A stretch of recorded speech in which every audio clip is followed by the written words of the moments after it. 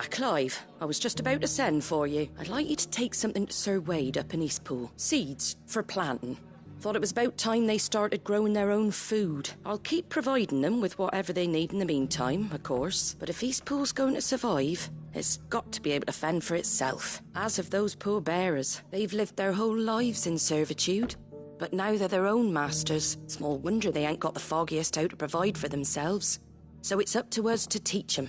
And if you're wondering why you, well, the Wagoneers taking supplies up that way have been coming back with more and more reports of Akashic around the... Sir Wade's putting a brave face on it. But I think even he's starting to worry.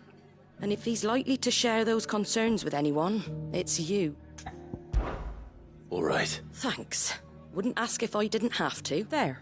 That should be enough to keep them in Gazal Greens for a few years at least.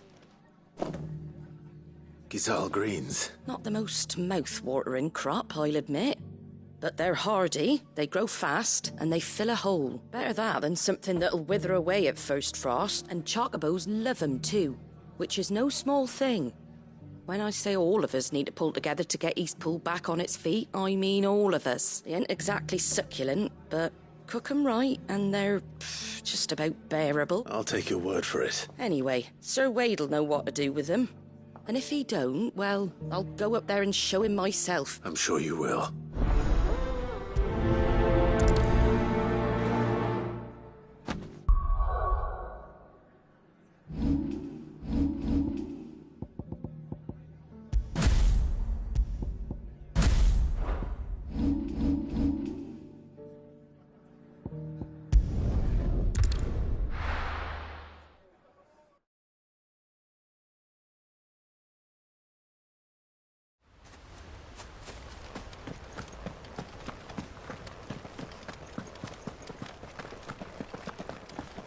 The Guardian saying we're supposed to...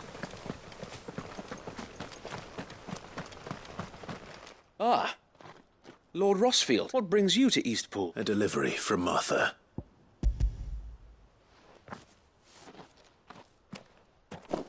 These are Gazal green seeds. Martha's keen to cut the apron strings then, is she? I jest, of course. You see, I had thought we might be able to revive the old wheat fields, but they'd long since gone to seed. Only without the seeds. Martha was hoping he might be able to show the bearers how to plant and tend these, so that they'll be able to fend for themselves. That's not a bad idea. These bearers had only recently escaped their bonds before we brought them here. They know little of freedom, of providing for themselves and their loved ones. Unless we teach them how to live like free men, I fear that all we have achieved in bringing them here is to exchange one master for another. Not that myself and the Guardians have been the best example to them so far, subsisting almost entirely on Martha's charity as we do. It's about time we all started to provide for ourselves, bearers and Guardians alike. Unfortunately, we've been a little too busy of late to focus on much besides bolstering our defenses. There have been alarming reports of... The Horde is closing in. They're coming, so wait, all of them. Damn it all. I thought we'd have more time. Gather the men in the square. Send to the rest for reinforcements. Yes, Sir Wade. The Horde. Akashic, a veritable legion of them. They've been seen prowling around the northern reaches for a while now. We don't have the numbers to hold back a swarm that size. I had hoped to build a perimeter wall so that myself and the Guardians might be able to defend the village, but... Now you're out of time. Precisely. If reinforcements from the rest arrive before they do, we may just scrape through, but I fear that's rather an enormous if. What if you could call on reinforcements from Eastpool? You mean the bearers? We brought them here so they might live, not die fighting for their lives. So wait. You said you lack men to defend the village. Are the bearers not men?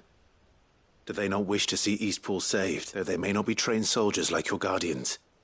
What help they are able to offer could still prove the difference between victory and defeat. You're right, my lord. I will appeal to them.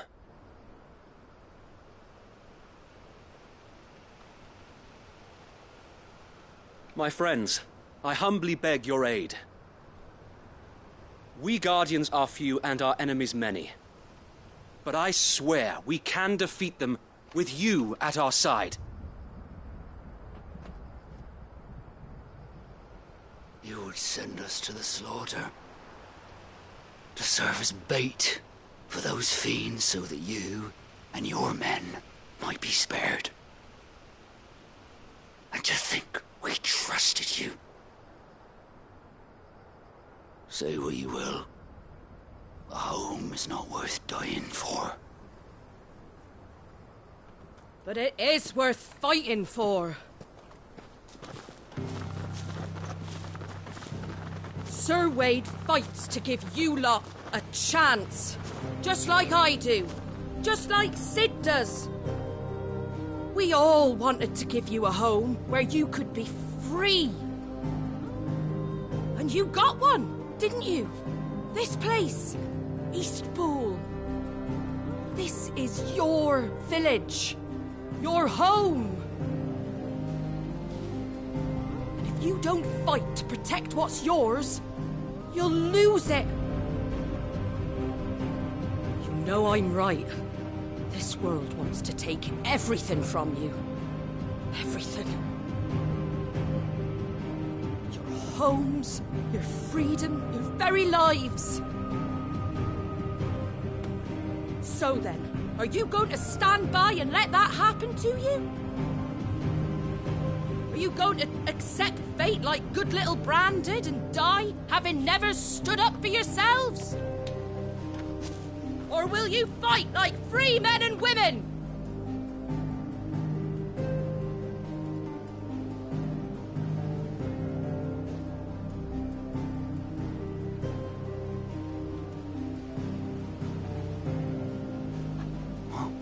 What do you do? All right. Give me a sword. I never dreamt I'd have a home of my own. And now that I have, I don't want to lose it. I will protect what's mine, or die trying. We all will. Free men and women, fighting together.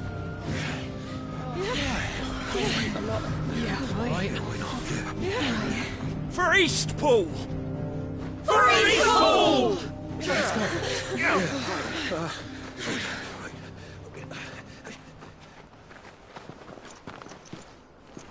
Thank you, Martha.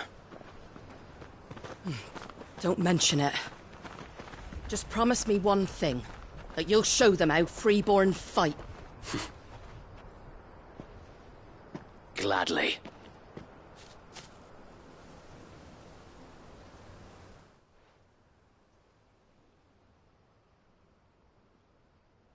Well, if it was numbers you were lacking, you certainly won't be now. Thanks to you. Me? Oh, I just love the sound of my own voice. Lord Rossfield, my lady, we're ready. So what's the plan of action? We'll divide our forces into several small detachments, each made up of guardians, bearers, and guards from the rest. These will position themselves at strategic points around the village. Upon engaging with the Akashic, each detachment will keep the creatures occupied as best they can, steadily retreating all the while. You're going to lure them into the village? I am. We will have neither the time nor the resources to treat the wounded, so injuries must be avoided at all costs. Instead, we will focus purely on defense at first. By coordinating our withdrawal through the use of messengers drawn from among the bearers, we will aim to have the swarm converge at a point of our choosing. With luck, that point will be the village square. The perfect place for our most able warriors to surround them and fall upon them, and for you and I to finish them off. A sound plan, but one that'll require a leader with a cool head and strong nerves to coordinate the retreat. I'd say you have both in abundance, Wade. But you'll be needed, please. Leave the last of the fighting to me. Ha! And let you have all the glory. Sir Wade! They're here! Then you know what you must do. We work together. Everyone playing their part, each shielding the other that no man might fall. That Eastpool might live on. For Rosaria! For Rosaria! We've no time to argue, my lord. I'll do as you ask. And I will do as you ask. Suppose we'd better do our bit too then, eh? Right you are, Martha.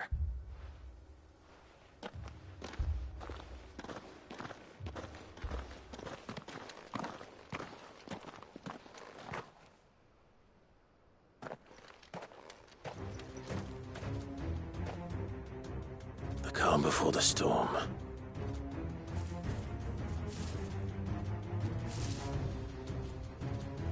And here it comes.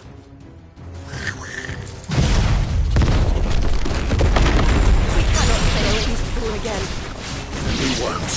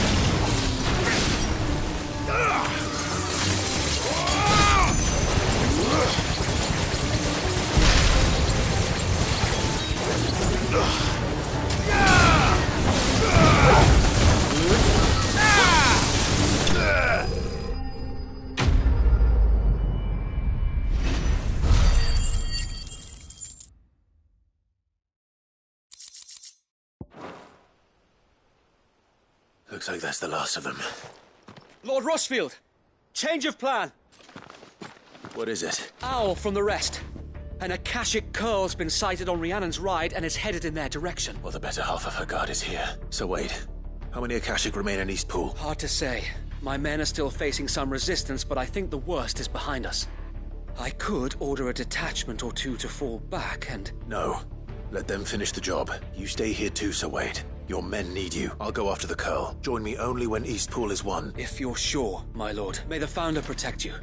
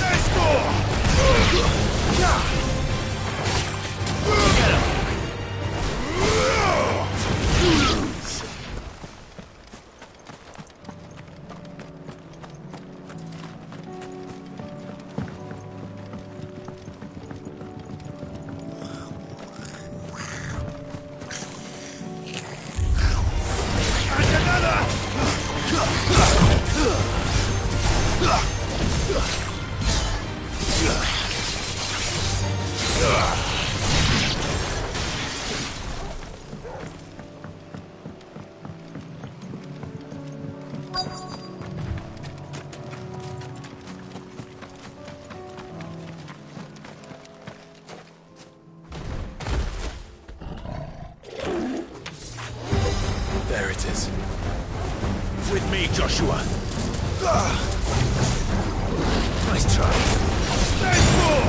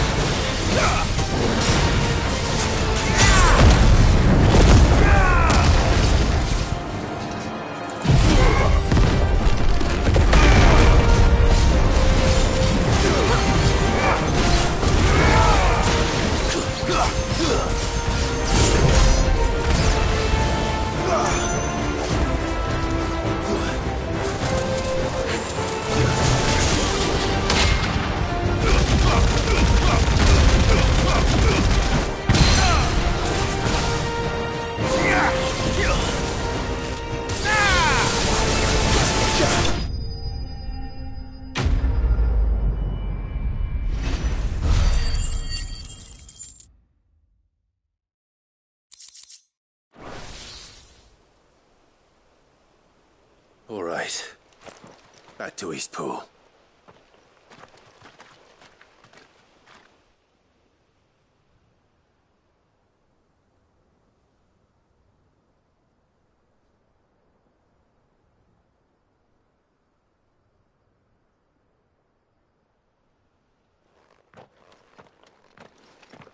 Lord Rosfield, the Curl, is it? It's dead. Thank the Founder for that. And for you, my lord. We were able to eradicate the rest of the Horde. I have guardians posted around the village to keep watch for further attacks, but all seems quiet for now. I hesitate to say it, but I think it might be over. I think it might.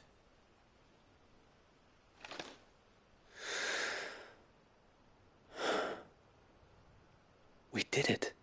We saved Eastpool. Thank you, my friends. Thank you. No, Sir Wade. It's us who should be thanking you. You brought us together.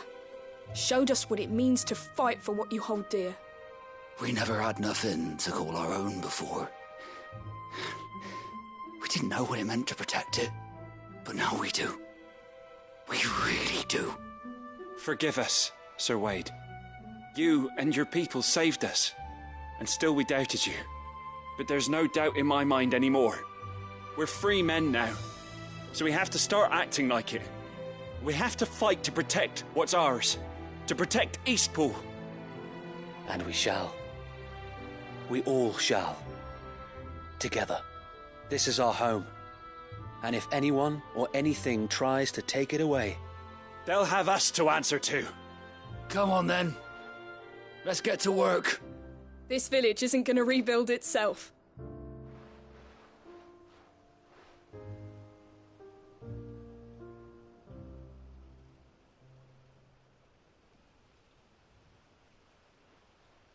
They're not slaves anymore. no. They're Rosarians.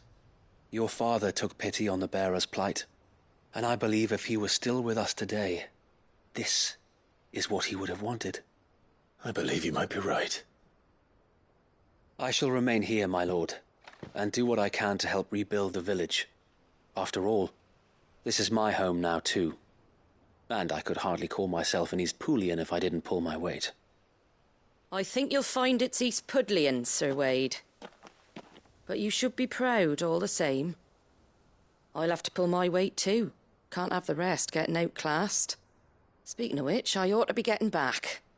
Can we continue to count on your support, Martha? Of course, and I'd be counting on yours too. Us Rosarians have got to stick together, haven't we? Indeed we have.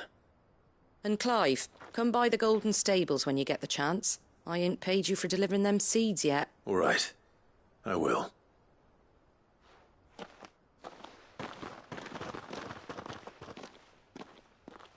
Lord Rosfield, do you remember our very first mission together, clearing the goblins from the Stillwind marshes? How could I forget? There's one sight that I shall never forget. You, facing off against that giant Morble. Not a trace of fear on your face. Since that day, there have been more than a few times when I felt like giving up, when the odds seemed so stacked in the enemy's favor. I thought I may as well just lay down my sword and surrender. But every time, I would think back to the look in your eyes that day and remember what it means to be a shield. Know that whatever trials Eastpool may face, I shall never lose courage. Thanks to you. So Wade, you have always been a true shield. I know that Eastpool, and indeed all of Rosaria, will be safe in your hands. Thank you, my lord. I know the rest of the world will be safe in yours. I'll do my best.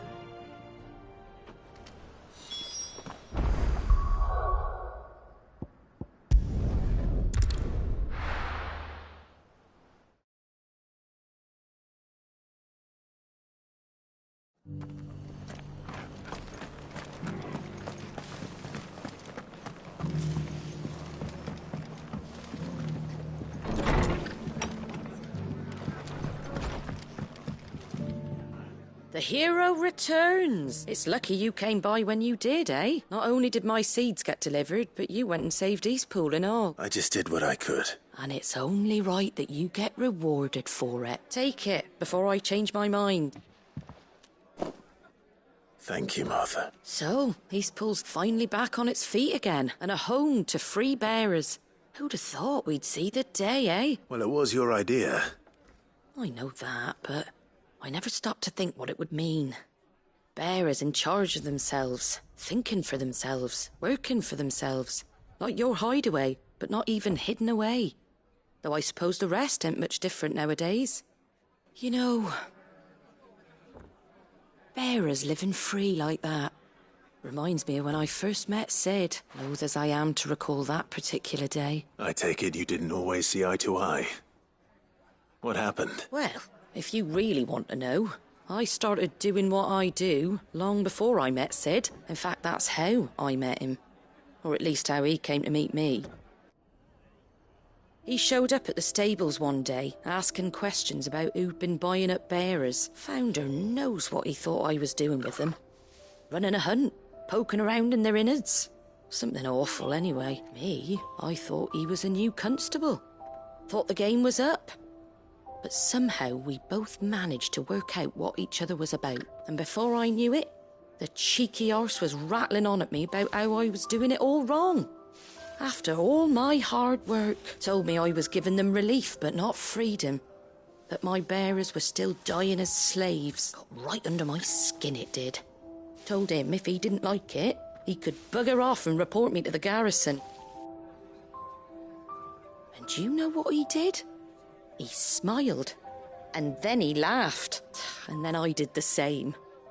We made a pact that day. That whenever one of us was in need, the other would always be there for him. And you were? Well, we both wanted the same thing. To make life better for bearers, just like your dad. Do you know I was born right around the time Elwyn became Archduke? Growing up, I saw how he tried to change things. He certainly didn't lack for ambition, that one. Indeed, but the loftier one's ambitions, the harder they are to achieve. Which is why those of us who follow in their footsteps need to finish what people like Sid and my father started. Suppose you're right, aye. And if we don't manage it, there's always them who come after us. Good thing we've got a few half-decent sorts waiting in the wings, eh? It's almost enough to give you a little bit of hope. Just a little. Anyway, enough nattering. Better get back to work. Let's see about making everyone some dinner, shall we? The least the folks who saved Eastpool deserve is a hot meal. And you and me ain't gonna save the world on an empty stomach neither. That sounds like a wonderful idea.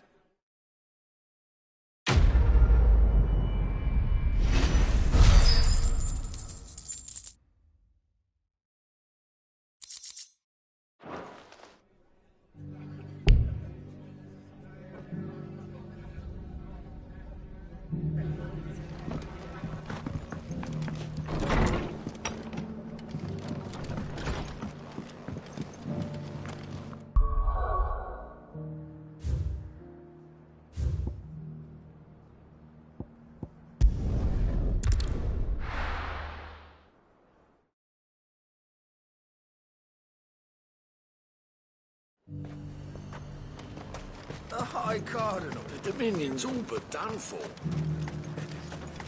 Was that shouting I heard from the barracks?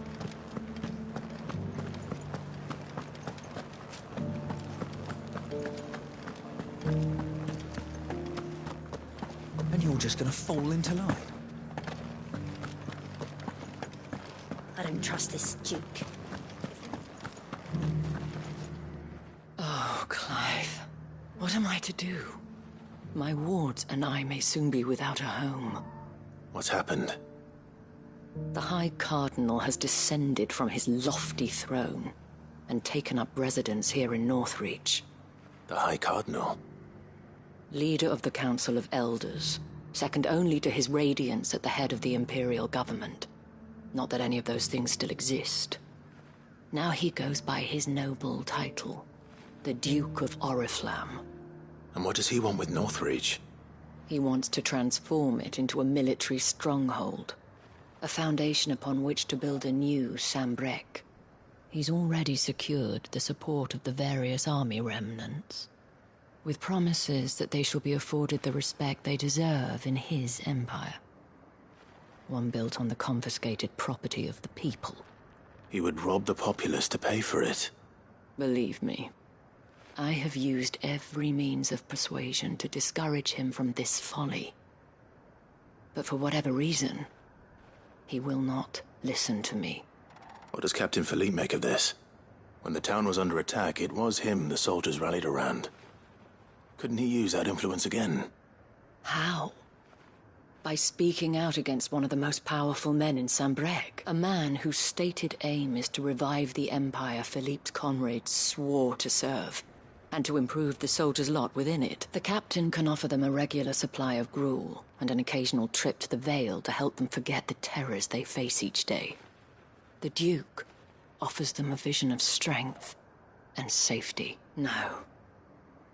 Any attempt to incite mutiny would cost Philippe the support of his men, if it did not cost him his life. But given the mood around town, mutiny may yet be unavoidable. The people have little appetite for further deprivation, least of all when it serves only to elevate others. Who could blame them? Clive, would you appeal to the Duke on my behalf for your services to Northreach? You have the respect of the soldiers, and they will take you to His Eminence if you ask them. And unlike Philippe, no bonds of loyalty prevent you from speaking your mind to the man. Well, will you try? You could hardly fare any worse than I did. I'll see what I can do. Thank you, Clive. Tell me then, where will I find this Duke of Oriflamme? In the garrison? Overseeing the troops, yes. All right. Wish me luck.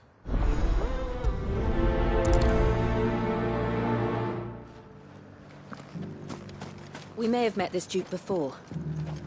At the Remembrance Ceremony. Let's hope we didn't make a strong impression.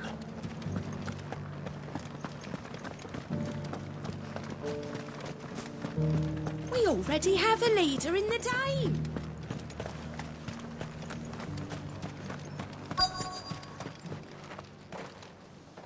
Halt! Oh, sorry about that. You're the dame's man, aren't you? You got some business with the captain? No, actually. With the Duke. I was hoping I might be able to speak with him. We're under orders not to let any civilians pass. But you should be all right. His Eminence has heard all about you and your heroics. Wait here. I'll go and ask.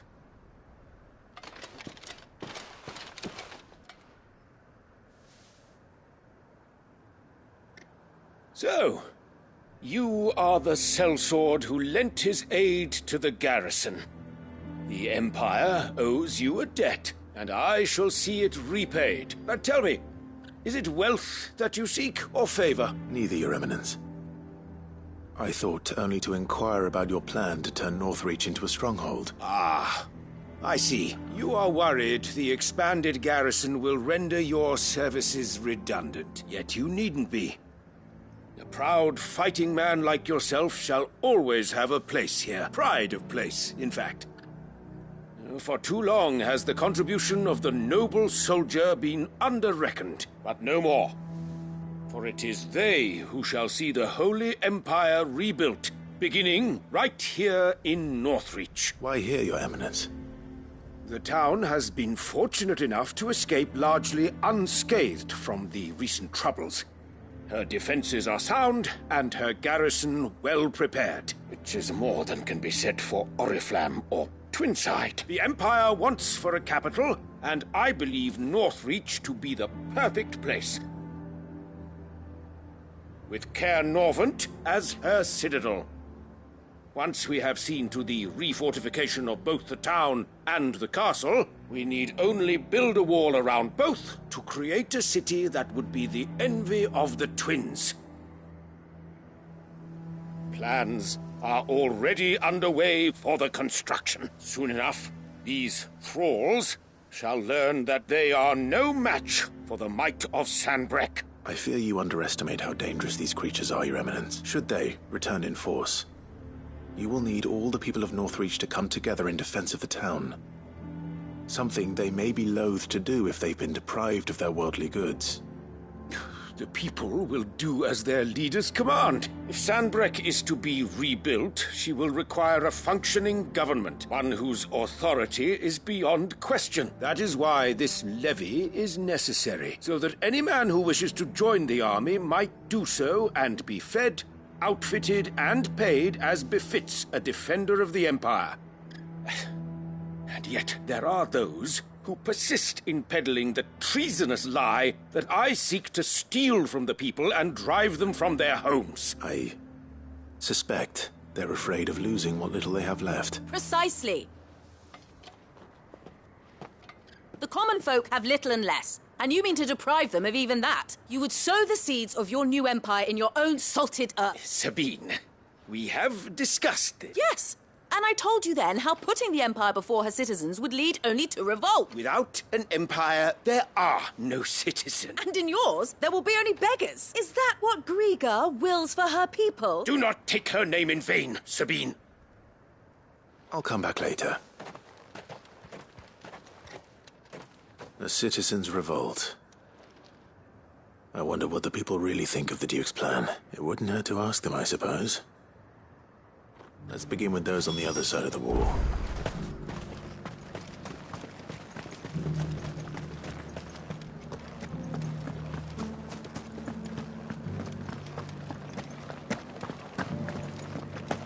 Do you think he was the only one who survived?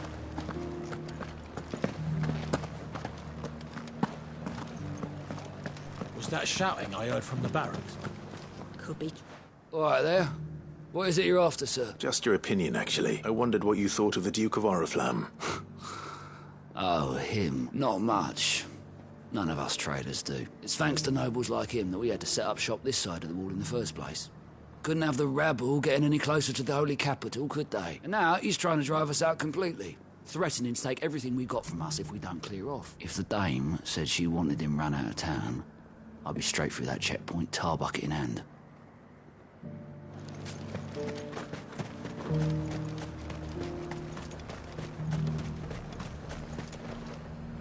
I've been hearing a lot of talk about a certain Duke. Nothing good, I'll wager. Going around acting like he owns the place, and with hardly a word to the dame. This is her town, not his. I take it you'd rather she was in charge. As far as I'm concerned, she still is. Just need his eminence to sod off back to Oriflamme.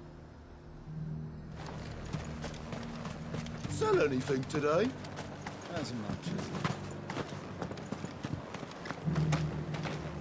The garrison salvaged what they could from... A question, if you don't mind. What do you think of the Duke of Oriflamme? Don't get me started. You build a life for yourself somewhere, earning for some noble to turn up and tell you got to hand it all over to him. If he thinks his name and his chains give him the right to empty our purses, he's in for a rude awakening. We'll do whatever it takes to keep what's ours. Whatever it takes. Well, the people seem united enough. What about the soldiers?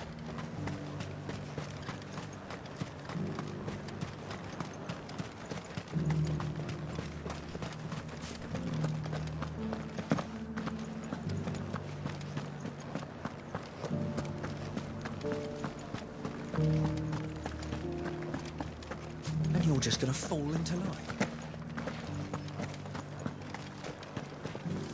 Excuse me, do you have a moment? I wondered if you'd mind sharing your thoughts on the Duke of Oriflamme. Well, he's made a lot of enemies coming in the way he did. I mean, look around us. You can see the state the realm's in. The traders might not like having the screws put on them, but if they volunteered a few more of their hard-earned gil before things got bad, maybe they wouldn't have to. I think the Duke's got a point when he says rebuilding the Empire's the best way of making sure we're all protected. And if that means people who don't know one end of a sword from another have to make way for those who do, well, that's just how it goes. It's not only control of the garrison he wants. Well, what do you think?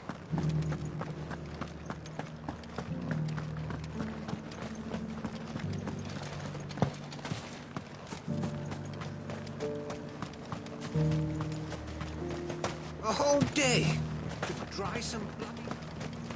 Sabine, you are embarrassing me. You're embarrassing yourself.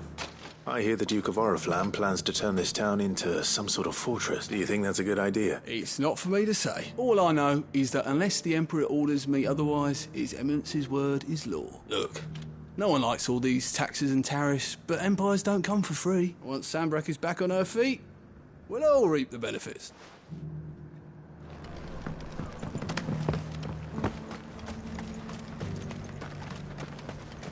One at a time now. Is enough for it? You're the one who's talking to His Eminence. On the Dame's behalf, yes. I was trying to persuade him not to take the people's goodwill for granted, but it seems my words fell on deaf ears. What do you think of his plans? I'm a soldier, mate. He tells me what to do, not the other way round. Listen, I've got nothing but respect for the Dame, but I've got a family to look after. That's where my loyalties lie. Not with the town or the Empire, but with my wife and children. If the Duke can get us cement and the equipment we need to fight off those blue-skinned bastards, I don't care how he does it. Let's see what Philippe makes of all this.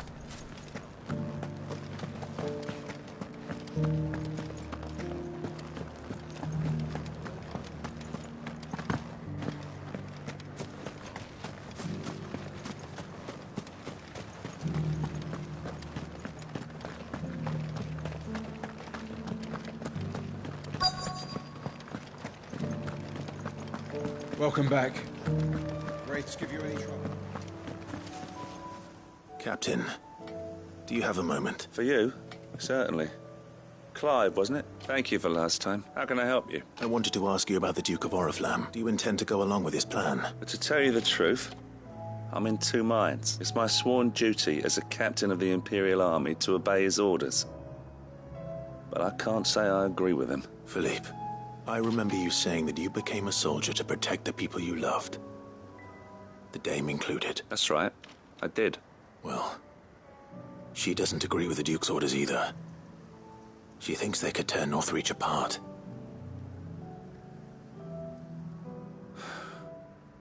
And she's probably right. Thank you, Clive. I know what I need to do now. Protecting the people I love is what matters. Doesn't matter how. Well, duty calls. So I better go. Thanks again.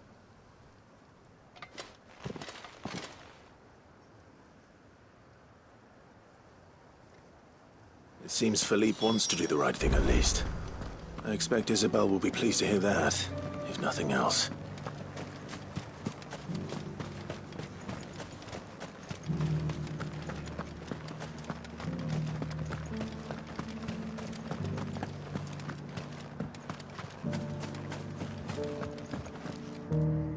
Ah, Clive. How did you fare? Were you able to speak with the Duke? I was, but...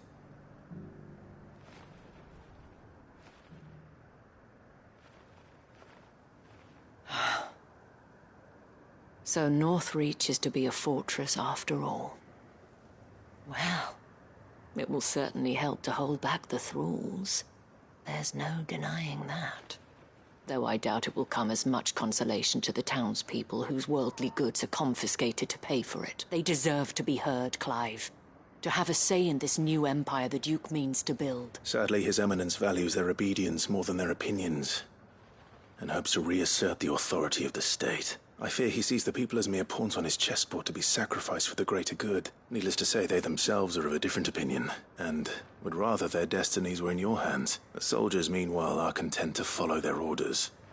And not just because of the Duke's rank, but because of his vision. I thought as much. Had I sworn to protect Sanbreque, I dare say I too would want nothing more than to see it rise from the ashes. Thank you for trying. But the battle is lost. I don't know about that. What happened to your uniform? I handed it in, along with my resignation. Told the lads I wished them well, but that I owe it to those I love to call it a day. But why? Because I realized what really matters to me. Not following some nobleman's orders for the sake of it, but protecting what I care about, protecting Northreach. I honestly don't know when those monsters will return, but I'm certain they're not finished with us yet. And when they do come back, We need to be ready for them. We need to stand together. All of us. And with you to lead us, milady, I reckon we can do it. It was you who finally convinced me, Clive. There's no point following orders if they go against everything you believe. Indeed. All of us, standing together. That has always been Northreach's best hope. And one which still lies within our grasp. We have only to turn our attentions to the true enemy. Thank you, Philippe, for showing me what I must do. Anything for you, milady. Speaking of standing together, would you mind if I borrowed a few of the lads from the Vale to help keep watch around the town? I fear His Eminence has loftier tasks in mind for the guard. Not at all. Be my guest. Wouldn't be the first time.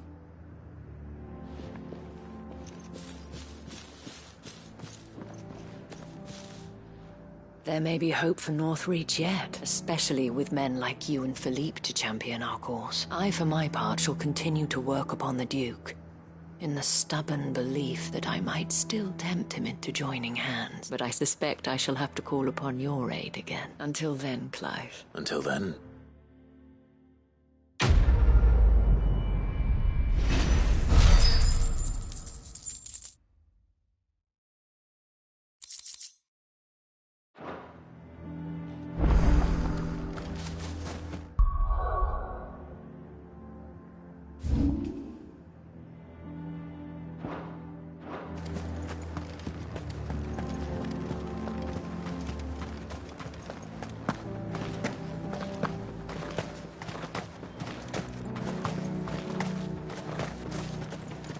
Welcome back. Wraiths give you any trouble? None worth mentioning. Faster!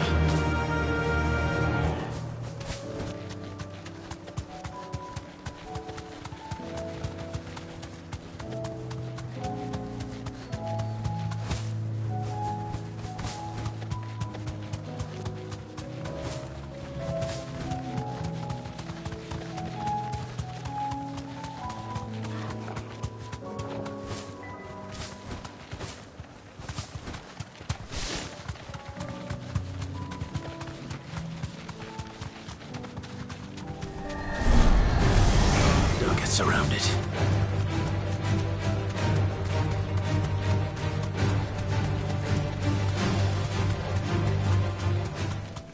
Company.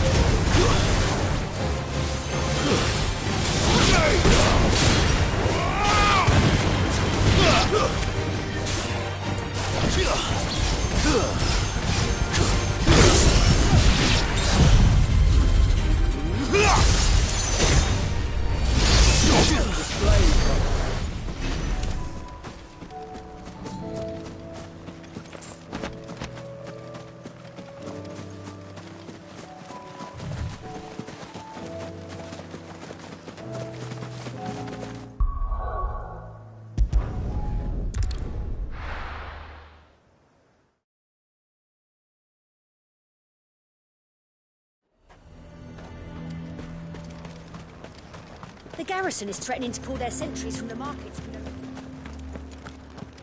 I would speak with this Duke. the captain just now.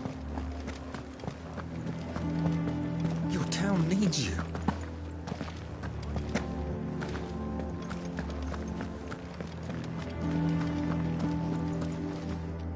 Do you have a moment, Clive? What is it? It's the Duke, unsurprisingly. His Eminence has assumed full control of the garrison and put every able-bodied man to work on the fortification. The town was left all but unguarded, so Philippe was compelled to form a citizen's watch to fill the void. And though my dear boys have been characteristically willing to assist him in this, they want for bodies. So I was wondering if you would lend them your strength, that the people of Northreach might sleep easier, if only for a few nights. Of course. Whatever you need. Thank you, Clive. What would I do without you? Philippe told me he had men stationed at... Where can I find the mistress of this establishment? Here, my lady. To whom do I have the pleasure of speaking? My name is Sabine, and it is my displeasure to be the daughter of the Duke of Oriflamme, who I understand is causing you and your town no small amount of trouble. I wish to speak to you about what might be done. Very well. Let us speak. I trust you'll forgive me, Clive. Absolutely. Our conversation can wait. Please, proceed. As you know, my father is a most overbearing and supercilious man, and I join you in objecting to his every action. Indeed, I owe you my thanks for continuing to argue against his reckless plans. Yet I fear he is not one to be swayed by reason. No, he must be made to face the consequences of his actions. And who would make him do this? I would. Myself and several other like-minded individuals. Were you to join us, we would surely have the strength to drive him from Northreach for good. Does that not seem a trifle... drastic? Drastic action is precisely what is called for. Unless you are content to see your people downtrodden and dispossessed. My father would have it that citizens exist only to serve the Empire. That they should be forced to make every sacrifice to ensure her revival. But he is wrong. It is not the people who must serve the Empire, but the Empire who must serve her people. He's always been like this, scornful of the opinions of anyone he judged beneath him. But he cannot be allowed to ride roughshod over the common folk any longer. We must fight him, by all possible means. Fight him? No. My purpose is to quell the tension in Northreach, not to stoke it. Respectfully, my lady. Our only chance of saving this town depends upon every one of us uniting against our common enemy. Your father and his followers included. While I understand your frustrations, I cling to the hope that he may yet be won round. False hope, I assure you. But I see that your mind is made up. I shall bother you no longer. If you will extend me the same courtesy, I bid you good day. She certainly has spirit. Indeed. But unfortunately for us, that spirit is only likely to harden the Duke's resolve, which may be enough to seal the fate of this town. Not that she cares. This is all about her and her father. Families. I'm sorry, where were we? Ah, yes. I was about to tell you of Philippe's plans for the town watch, but perhaps it's better that you heard them from him. I believe he's in the market, if you'd be so kind as to seek him out. Right away. It's just a pity I cannot join you. I'd like to see the two of you in action together.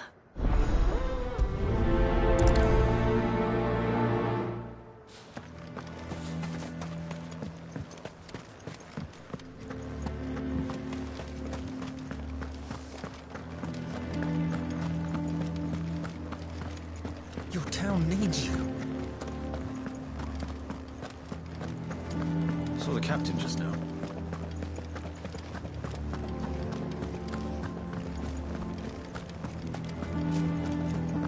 What does the dame have to say about all this? So you are content to abandon... Please, I beseech you. If you are a true son of Northreach, you must fight to defend your home. That's exactly what I am doing, milady. Or trying to, at least. The land is crawling with fiends, and someone has to keep watch. Even when our true enemy is hiding in the garrison? Fine. You're not the only able-bodied man in Northreach. Thank you so much for your help.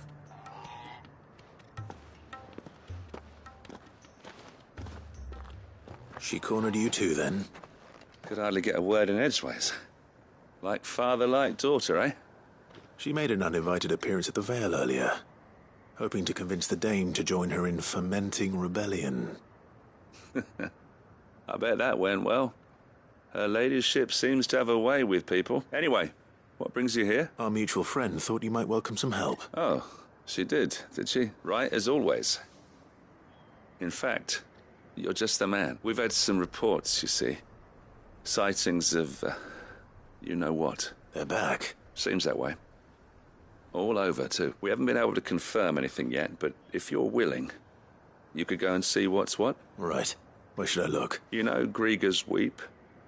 One of the sightings places them somewhere on its shores. I'm on my way. Thank you, Clive. I'll look into one of the other sightings. Let's rendezvous back here later.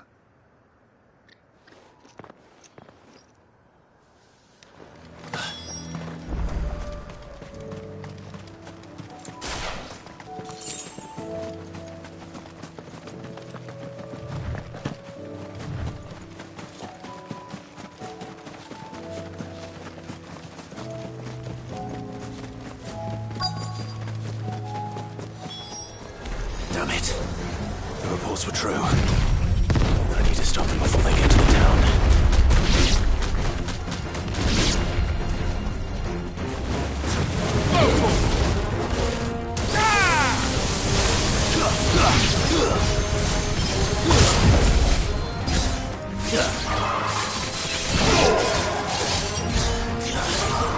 It's over! And another!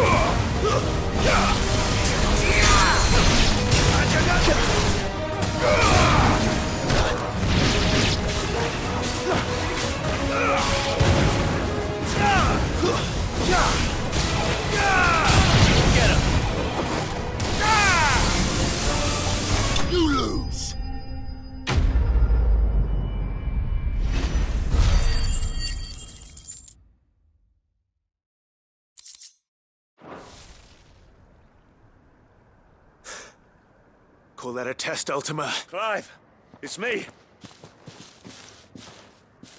You all right? I am.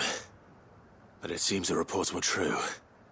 The thralls have returned. I dispatched the few that I found, though. Well, there's something, I suppose. But what were they doing south of town? They all came from the north last time. We might be able to fend off an attack from one side or the other. But from both? Do you have eyes in the north? Some. I should probably go and have a look, though, just to be sure. You head back to Northreach. I want you there just in case war breaks out while I'm away. What do you mean? Her ladyship's been busy working her magic on the townspeople, stirring up ill feeling towards her father. But she'll have her marching on the barracks if we're not careful. What? This is exactly what the Dame was afraid of. I'll do what I can to calm things down. Be careful out there, all right? Don't worry, I'm not like you. One sniff of those things and I'm running back to town screaming blue murder.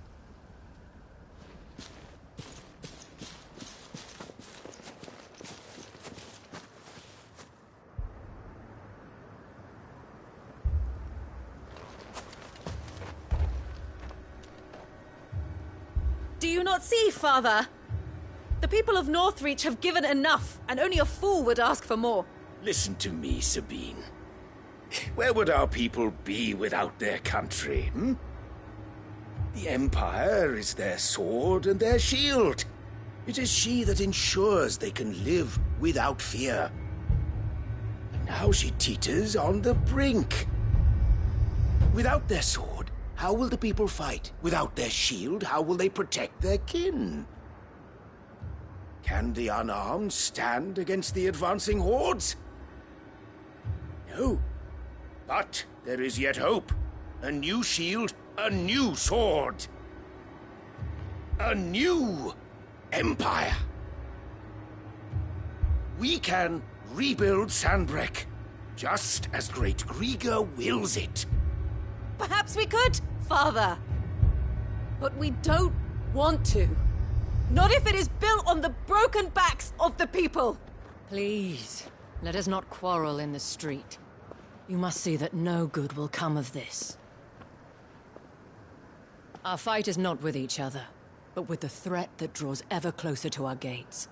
A threat that your sword has yet to rid us of, Your Eminence. You will hold your tongue, whore! You may have filled my daughter's head with your heresy, but I will not be corrupted! Corrupted? Your daughter's opinions are her own, as you would know if you had ever deigned to listen to her. At least I hope they are your opinions, and not posturing born of a family feud. Northreach deserves better than that. Northreach deserves better than you, Carla! Yes, I know who you are. The slut of Twinside who bedded a Branded. Jealous, are you? That a woman might choose a bearer over a pious man of Griga. Clive! I met a swarm of thralls coming south from Oriflamme. Hundreds of them. Too many to count. No. Work on the fortifications has scarcely begun. We will retreat to Caernarvon and there make our stand. Did you hear me? That was an order! While this is but a heartfelt plea, let us make our stand here and protect our homes. Protect those that we love. Together, for Northreach!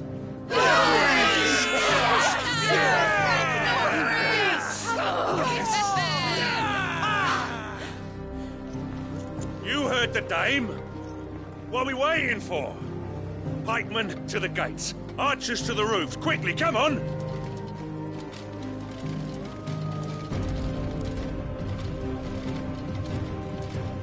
But she is but a common...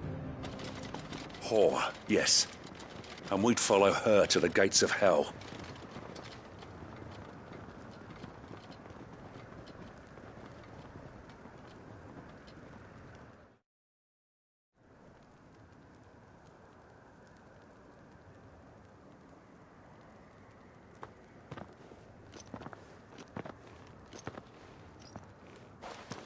The men have their orders, and they look like following them. I got them spaced out at regular intervals.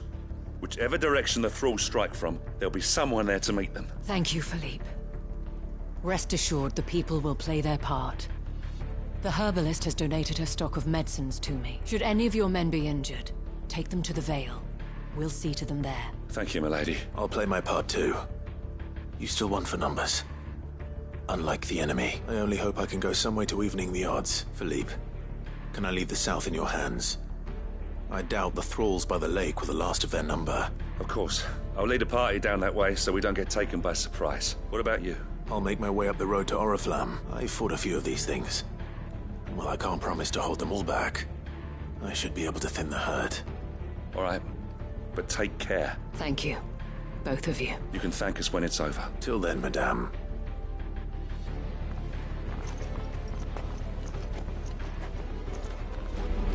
When the fighting begins...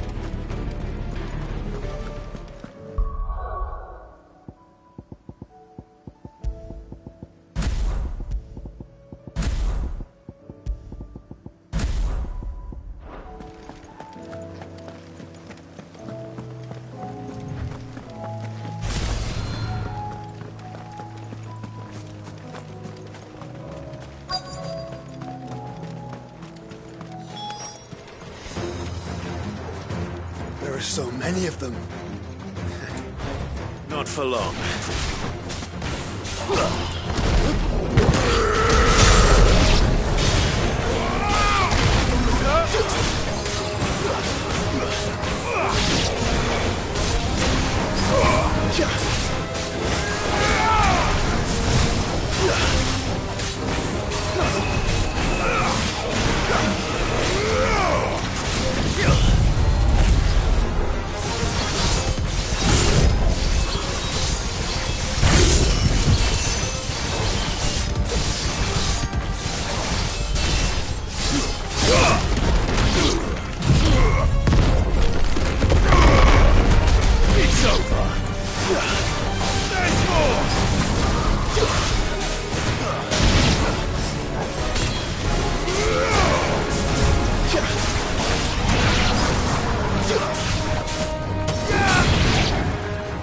Is it over?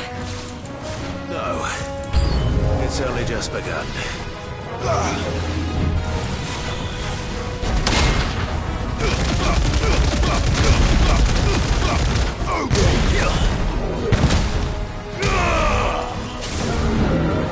Slow.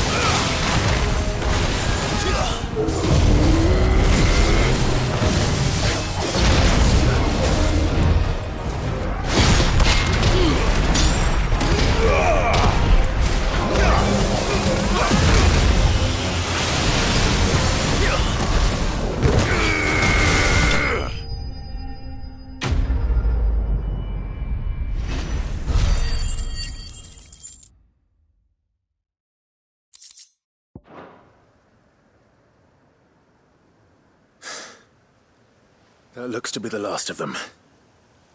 I wonder how the others fared. Better hurry back to town. Come on, Torgal.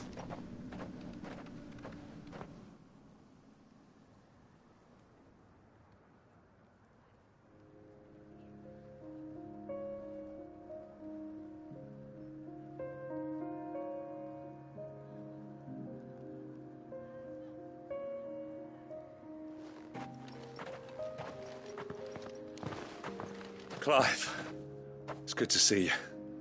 And you. The road to Oriflamme is clear. How did you and your men fare? Well, we ended up fighting for our lives down by the lake. Took a few nicks, but nothing the girls of the Vale can't put right. Glad to hear it. Well, it seems we've survived.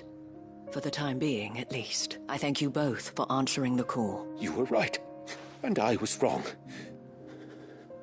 About everything. I had thought that the only way to unite the people was under the banner of empire, that without a strong hand to guide them, they would drift apart. To be borne hither and yon by the eddying currents of fate. But you brought them together, not by force, nor by the exercise of goddess-given authority, but by simply being one of them. By knowing what they feel, because you feel it yourself. Our purpose was ever the same, Your Eminence. You were merely distracted by a loftier vision of empire and glory, while our eyes beheld matters closer to home. You have the right of it again, as did you, Sabine. His Radiance said it himself. Sanbreque is naught without her citizens. I forgot that. And I am sorry. I'm sorry too, Father. I should never have taken things so far. I only wanted you to understand how the people felt, how I felt. But my anger got the better of me. Do not blame yourself, my dear. This was my doing. I should have listened to you. To all of you. Your Eminence, your ladyship. I do not doubt that you came here with the best of intentions, but I believe the same could be said of us all. We all want safety, security, prosperity. Not just for Northreach, but for the entire realm. And we may yet achieve it. If only we work together. Will you join us in the... Yes. We shall. Thank you, Your Eminence. Now that that is settled, I must go and see to the wounded. The Vale's doors are always open to any soldier in need of relief, and today there are more than ever before.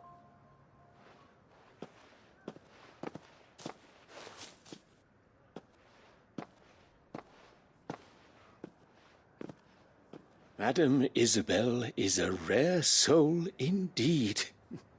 In these dark times, I see that it is not men like me who should lead the realm, but women like her. You're right. If only I'd listened to her when I had the chance. Forgive me for saying so, milady, but you still do. The dame said it herself. We can turn things around. We just have to work together, and that goes for you, too. You're one of us now. One of you. Well said, Captain. Let this be a new beginning. Not only for Sanbreque, but for us. Well, since there's nothing more to be done here, I should see if Isabel needs any help moving the wounded.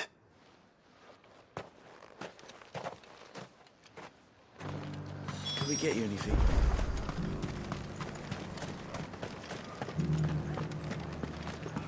There's no need to worry any longer. I saw several soldiers being carried to the Vale.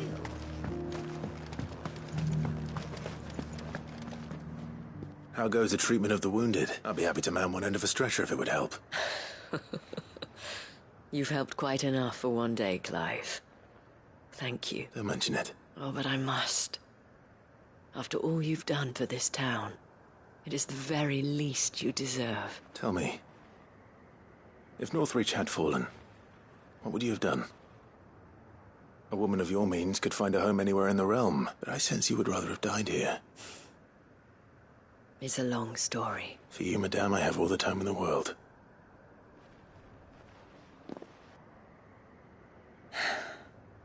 Very well. Long ago, I had a life in the Crystalline Dominion. I was Carla then, courtesan to the nobility. So sought after was I that it was only they who could afford my time. Alas, those halcyon days were not to last. For naive as I was, I fell in love with a bearer. He was my master's guard, the gentlest man I have ever known. After they discovered us together, he was whipped bloody and forbidden from ever looking at me again. And so we fled. Not that we had anywhere to flee to.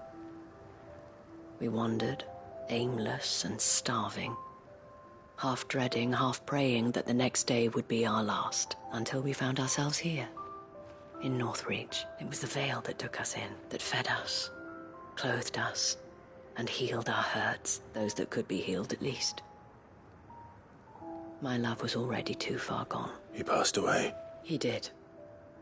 Not long after we arrived, but at least we were able to share a few moments of peace before the end. It was the greatest gift I have ever received. But the generosity of this town and her people did not end there. The men and women of the Vale supported me through my grief, shared in it, though I was still a stranger to them.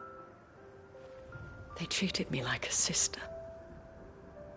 And so I swore that I would always do the same. That I would return the kindness that Northreach showed me. That I would repay my debt to the Vale. Thank you, Isabel, for sharing this with me. You're a lot like him, you know. Perhaps that is why I have such a soft spot for you. Never stop fighting, Clive, and I shan't either. I know that it will not be easy to keep Northreach together, but our efforts will be rewarded. Just look at us now. The people, the soldiers, even the Duke of Oriflamme and his daughter, all united in defense of this town that we have come to call our home. And what of you? Can we count on your support too? Always.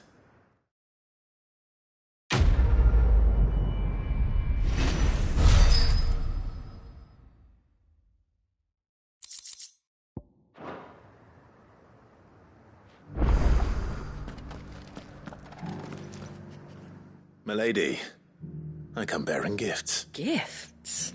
Whatever is the occasion.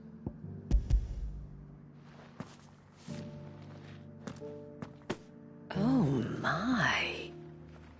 Clive, you really have outdone yourself.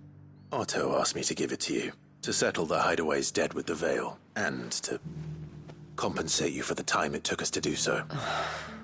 You disappoint me, Clive. I thought you might finally be warming to me. Tell Otto he can keep his baubles.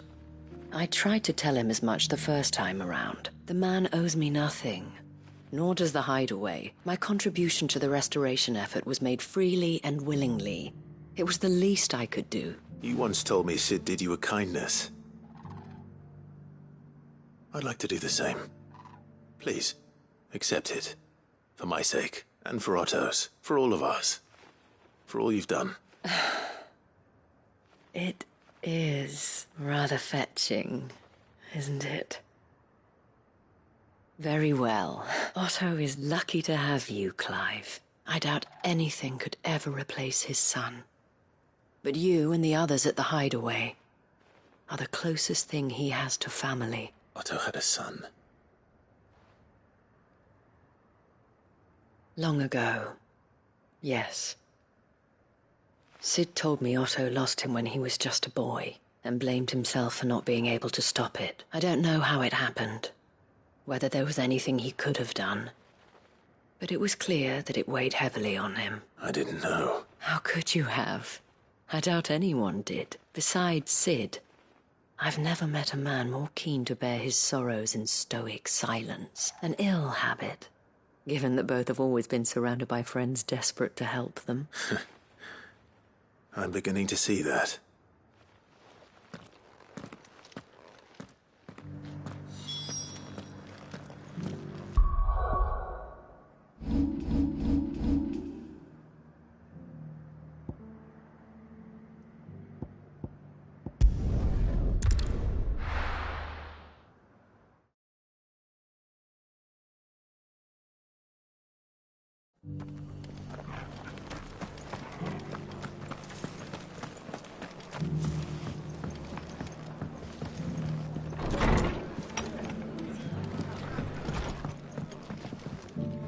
Clive, we weren't expecting you. I wasn't expecting to be here, but it seems we still owe you a considerable amount of coin for your help with our rebuilding efforts. And though I doubt it's what you were expecting, we were hoping you'd take this as payment.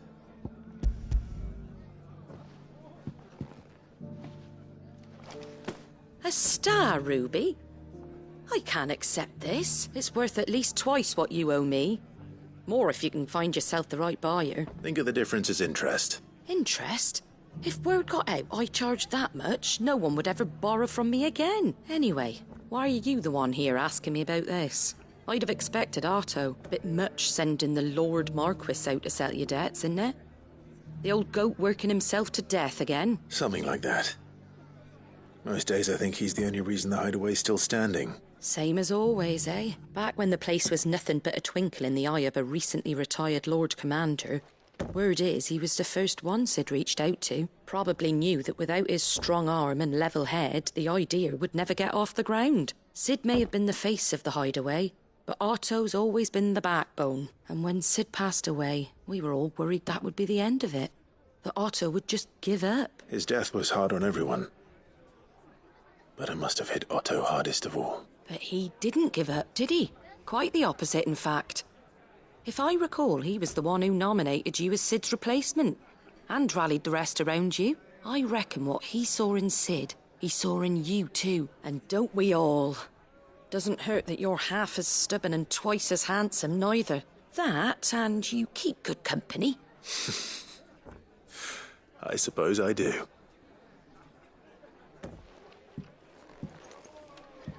Goat will want to know the stones were delivered. If he's still with us.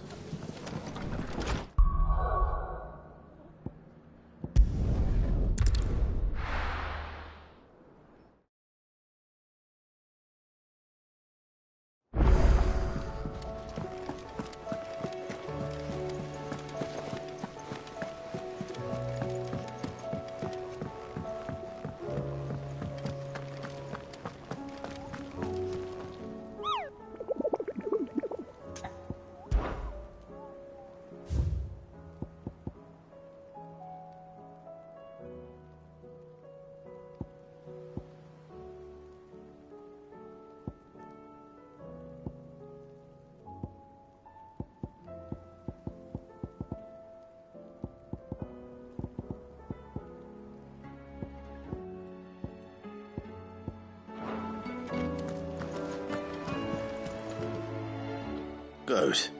Still alive, I see. So Lady Karen accepted the ruby. Ah, about that. I tried my best, but she was just too stubborn to take it. She threw it right back in my face, in fact, and told me I could stick my stupid stone where the sun don't shine. Karen refused payment. I hope it wasn't something I said. I'm sure you were as tactful as ever. Let me see what I can do. Oh, wonderful. I hope you have better luck than I did.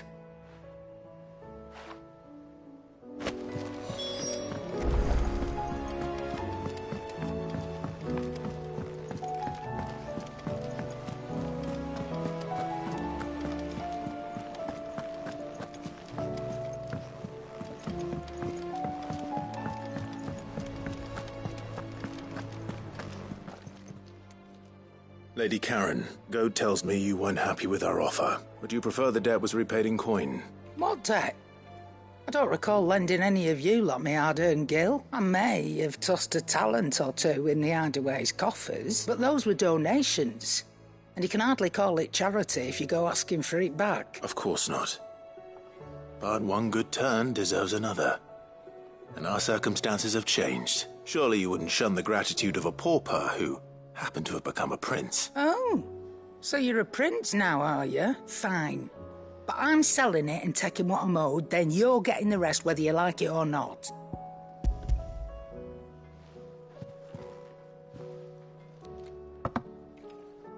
Where'd you even get this?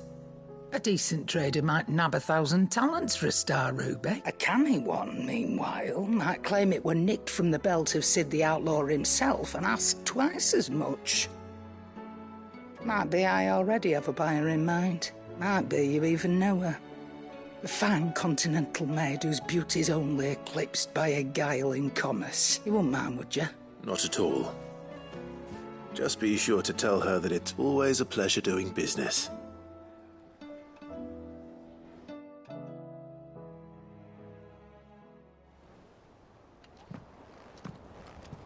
I hear you ended up delivering all 3 stones. Thanks to this lump. I sometimes wonder what I pay you for. Speaking of which, I still haven't been paid last month's wages. Oh, So you remember what's owed to you, then?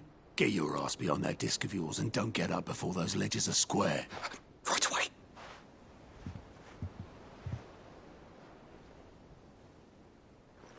I've seen that before. Yeah. Plenty of times. It was the only goblet Sid ever used. Either out of habit, or because the filthy sod couldn't be bothered to find a clean one. I knew so little about him. Like most people. Martha and the Dame both seem to have fond memories of him. I bet they do. How long did you know Sid before he... Before he died? 20 summers, give or take. Back in the day, I was a purser on a trade ship, which is where I met him. He bought passage to... I forget where.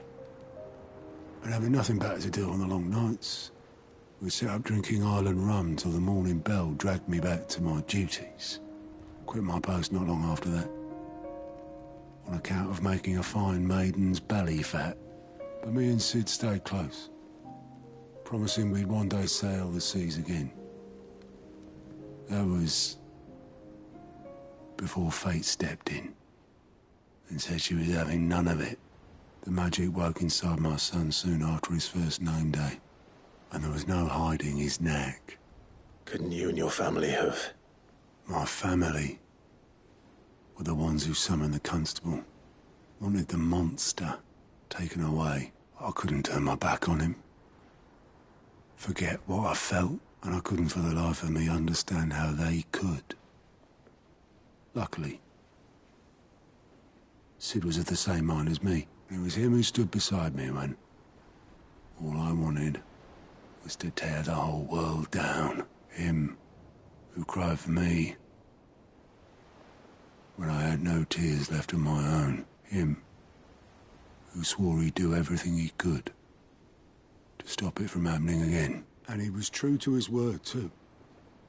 Left the Royal Army once and for all. His ranks, his ribbons, gone. Just like that. Threw away everything he had.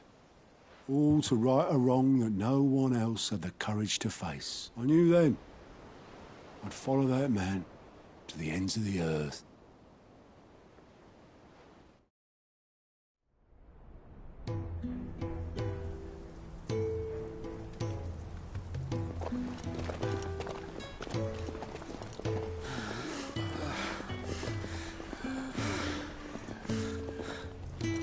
He was always too clever for his own good, was Sid.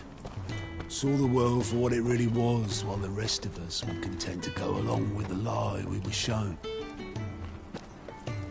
And it can't have been easy, bearing that burden alone.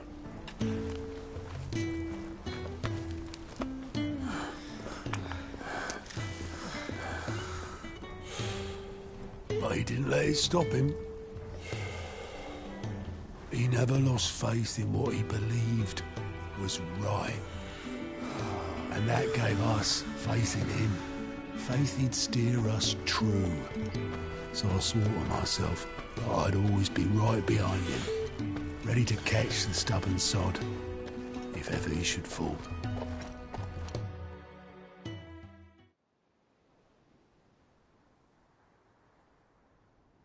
But I couldn't even do that.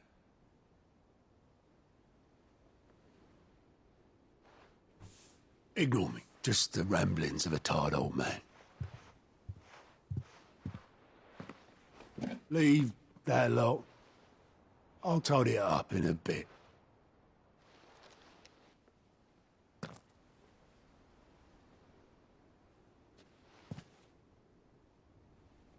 This is Sid's handwriting.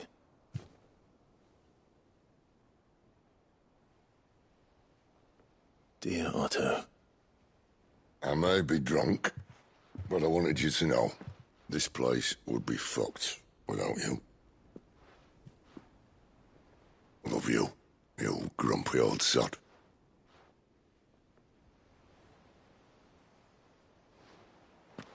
This note. Hmm? What about it? Sid was right. Without you, we'd all be lost.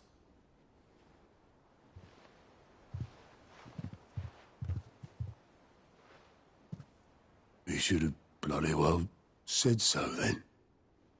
Just once. Before he went. But then, why would he?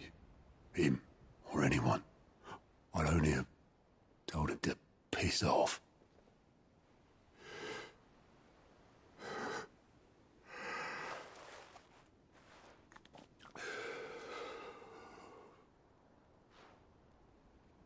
You're wrong, though. Both of you. It was never just me keeping the hideaway afloat. It was all of us. I just shoved people in the right direction. I barely seem to be able to do that anymore.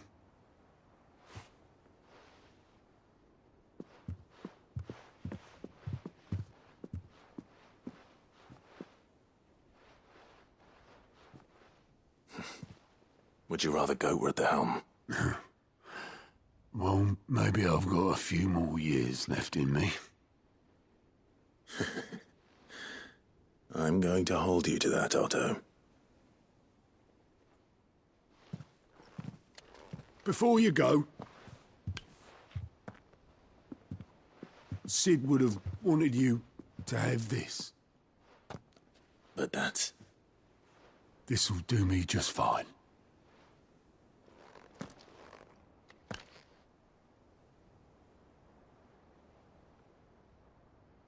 Thanks for the ray of sunshine.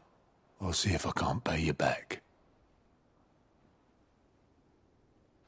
Already have.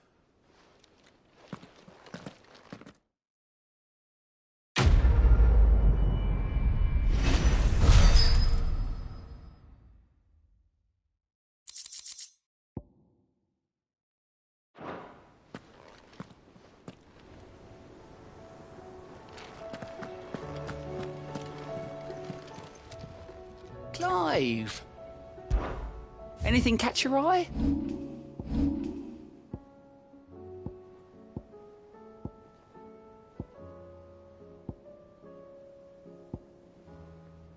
Seen enough? Oh, I wasn't expecting you back. All yours. Come again. I may have more for you.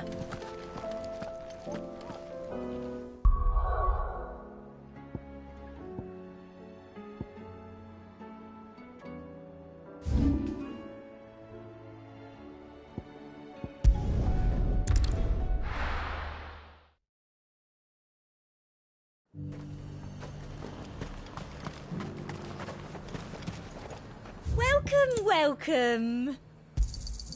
You've a keen eye.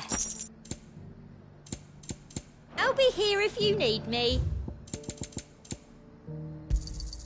You've a keen eye. And how might I help the garrison today?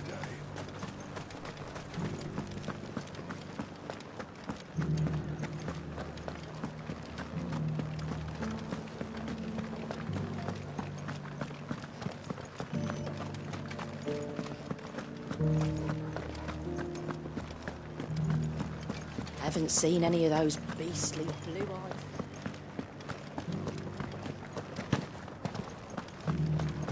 Do be careful. I will.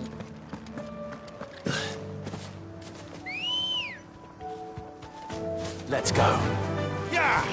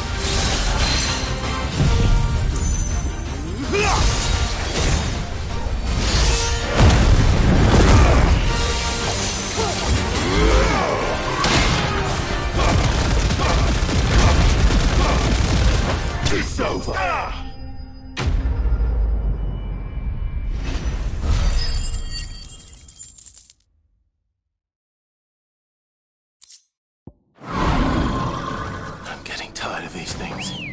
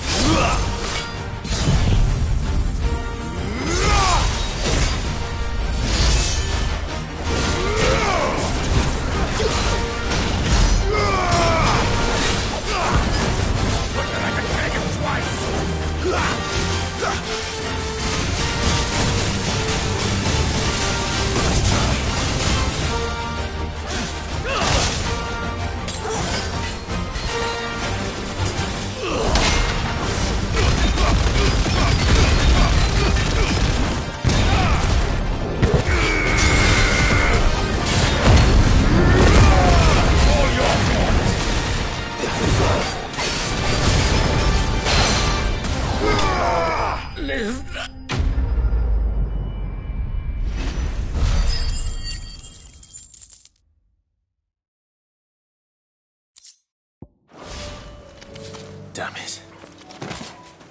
Dion would have been glad to have you back at his side.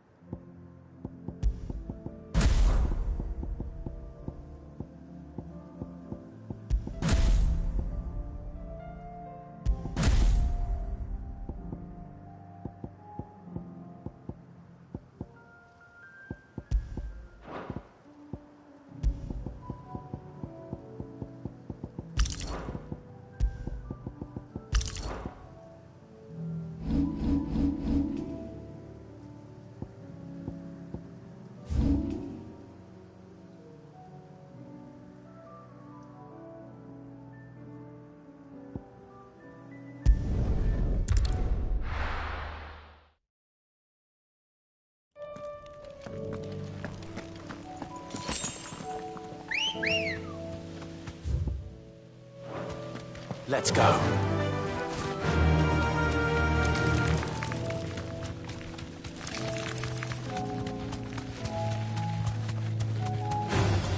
No holding back.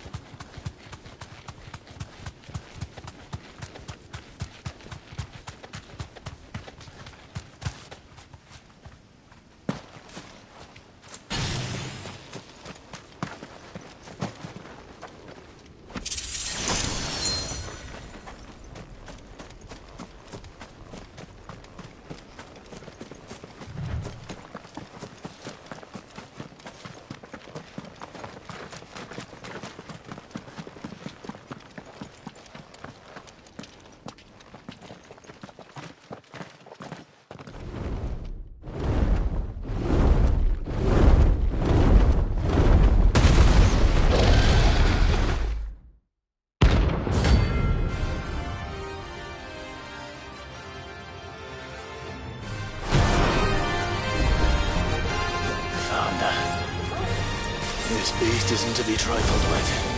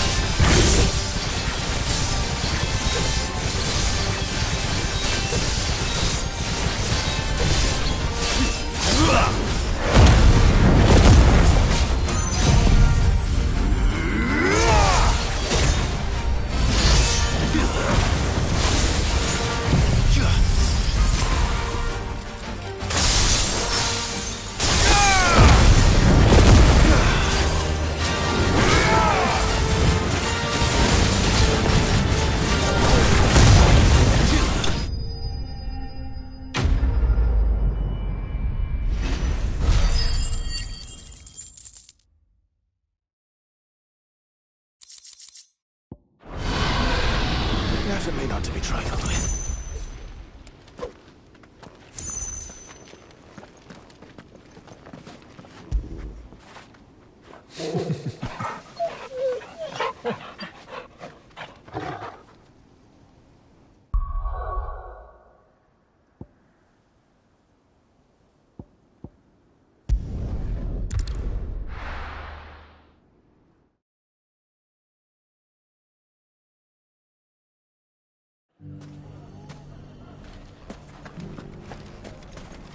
Take that, you naughty thief!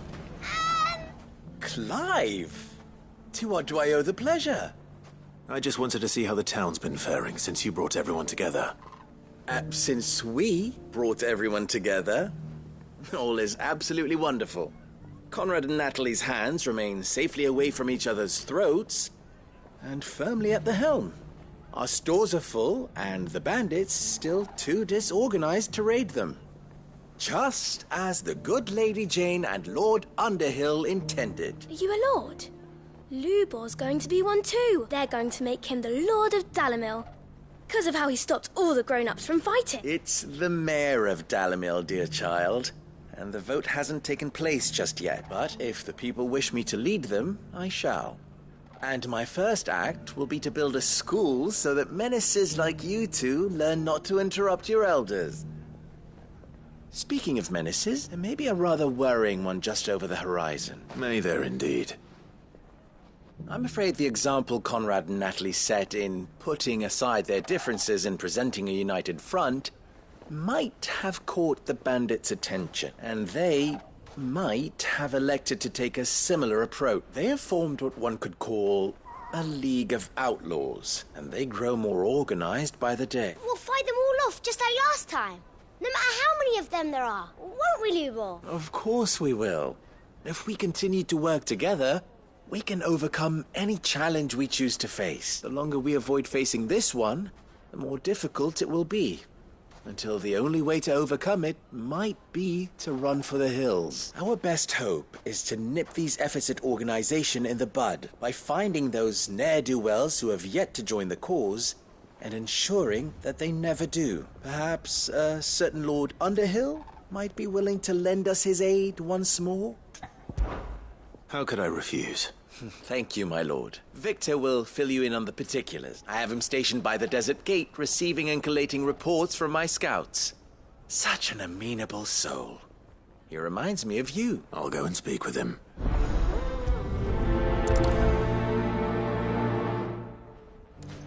What's the difference between... A League of Outlaws. Sounds like you have some competition, brother. Let's see what Victor has to tell us.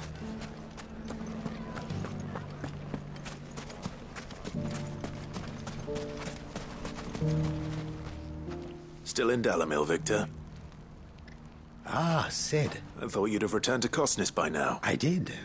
Then I came back. I've developed something of a fondness for the place, and having worked so hard to see it saved from one fate, it would seem remiss to abandon it to another. A sentiment Master Lubor certainly isn't shy about exploiting. Hence my doing his bidding yet again. You're not the only one.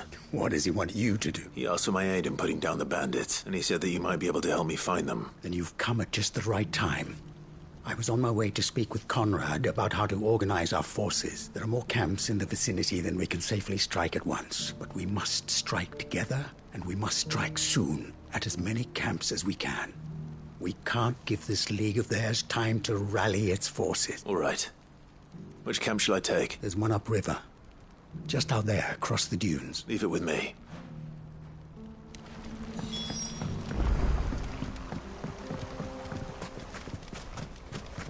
Those ne'er-do-wells want the band together.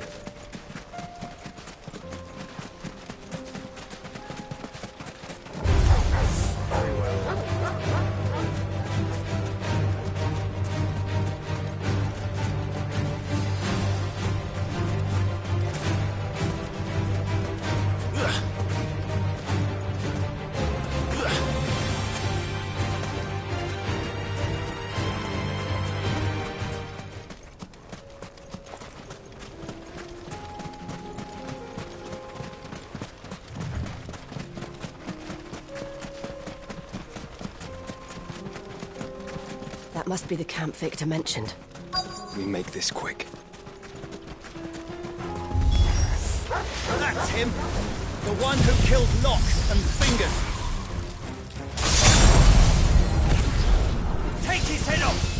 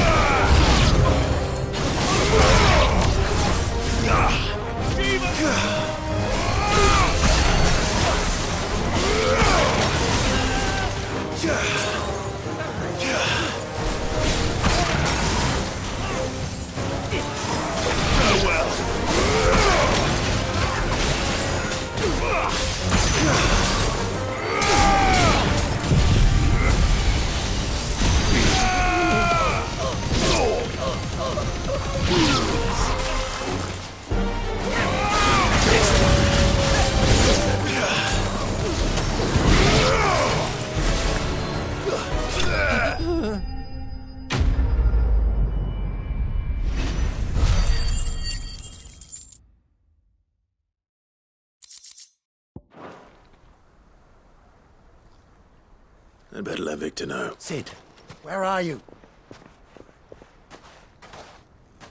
Ah, I see the bandits didn't pose you any trouble. No, but that's not why you're here, is it? No. Something's happened. We need you back in Dalimil. What is it? The whole town's in uproar. They're saying that Lubor is a bearer. What? Seems that one of our parties wasn't as thorough as they should have been. They let one of the bandits escape, and his escape route took him right through Dalimil. Some of the children spotted him, and he was about to silence them, and when Lubor felled him with a bolt of magic and without a crystal. But that's not possible. It is, if he's a bearer and has been hiding it all these years. Which is what people are saying. If he has, well, I wouldn't blame him. No man is branded by choice. Still, all those people see is a man who's lied to them all his life. One who was made a leader of himself when the world believed he should have been a slave. Fuck. I don't know where we go from here, but I know one thing. Lubor needs all the friends he can get right now. You're right.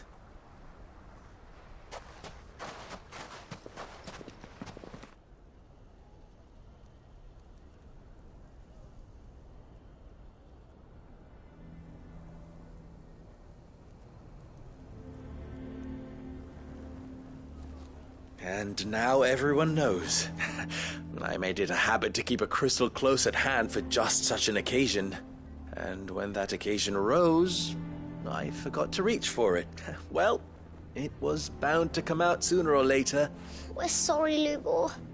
We tried to keep running, but we just couldn't anymore. There's nothing to be sorry for. I rather enjoyed playing the hero for once. All that matters to me is that you two are safe. Look at him talking to his betters like it's nothing. All lies, I'll wager. Just like the ones he fed us all these years. Once people make up their minds, it's hard to change them. We need to do something. And quickly. Convince the people not to let their prejudices blind them. Convince them that nothing has changed. That their enemy lies outside these walls, not within them. You're right.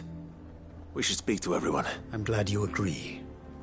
I'll handle the townsfolk. I'm a Dalmec born and bred. They listen to me. You head to the tavern. Make Conrad and Natalie remember who Lubor really is. They know that Lubor and I are friends. I might not make for the most impartial of interlocutors. Lord Underhill of Randalar's League of Merchants, however, is a trusted and impartial mediator of note. I'll do what I can.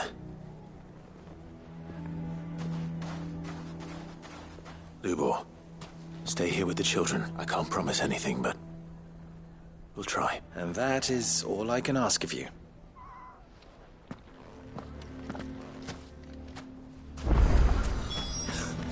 Why are you taking the bearers? Why do they always have to make such a fuss? They knew all along that... Forgive me for disturbing you, but could I have a moment of your time? I've seen your face before. As have I. Lord Underhill, wasn't it? Of the League of Merchants. That's right. I wanted to speak to you about Lubor. The rumors that he's a bearer. All true, I'm afraid. He'll never be mayor now. Not if I have anything to do with it. But what of his wares? Bearer or no, his steel is highly valued throughout the Republic. In this, at least, he's done the town a service. Might that not earn him a little leniency? Leniency? He pretended to be one of us when he was laughing behind our backs all the while. I'm sorry, my lord, but he lied to us. He lied to you. He cannot be trusted. So what do you propose? Will you drive him from his home? Close his forge? Perhaps. That is a question for the people of Dalimil, and they will thank you not to get involved.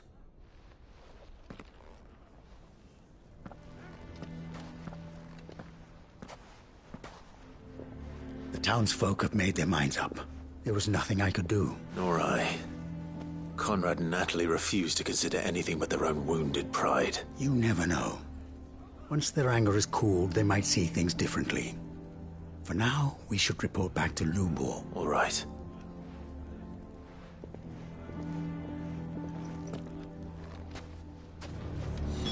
Why the hell would Victor take the bearer's side?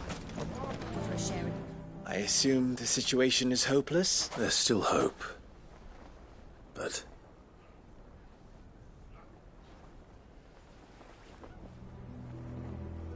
But perhaps not in this lifetime, I think it's fair to say. You mustn't think like that, Lubor. Give them time. They'll come around. We'll talk some sense into them in the end, you'll see. No, you won't. And your efforts would be better spent elsewhere. But Lubor... Rosina would often tell me that steel does not lie. That a blade is a reflection of the smith who forged it. Yourself be true. That was her point. Rather an ironic one when you consider that her life was taken with a blade of her own making. But I do not doubt that she was always true to herself and what she believed in, right to the end. And so must I be. I must do what I know to be right, no matter what others might think of me. And now, I know what that is. I must embrace my new role of villain so that the people of Dalimil have something to unite against. For only united can they hope to stand against the threat that awaits them. I'll need to make a suitably dramatic exit, of course. Don't go, Lubor. You're the only one who was ever kind to us. We'll be all alone. Again. Trust me, little ones. It is for the best that I go. Not only for the town, but for you, too. How could it possibly be for the best? These children need you. The least you can do is give the townspeople a chance to change their minds. I would not take it, Victor. It's over. Over, you say? And so just like that, you're going to throw this town and these children to the wolves? I thought you were better than this, but it seems you had me fooled as well. Victor. Forget it. Do what you will. You sure you're making the right choice, Lubor? Of those available to me, I believe it's the best one. Yes. But where are my manners? Here. A reward for clearing out that bandit camp. Right then. I have packing to do. If there's anything I can do. Anything. I'll bear it in mind. Thank you.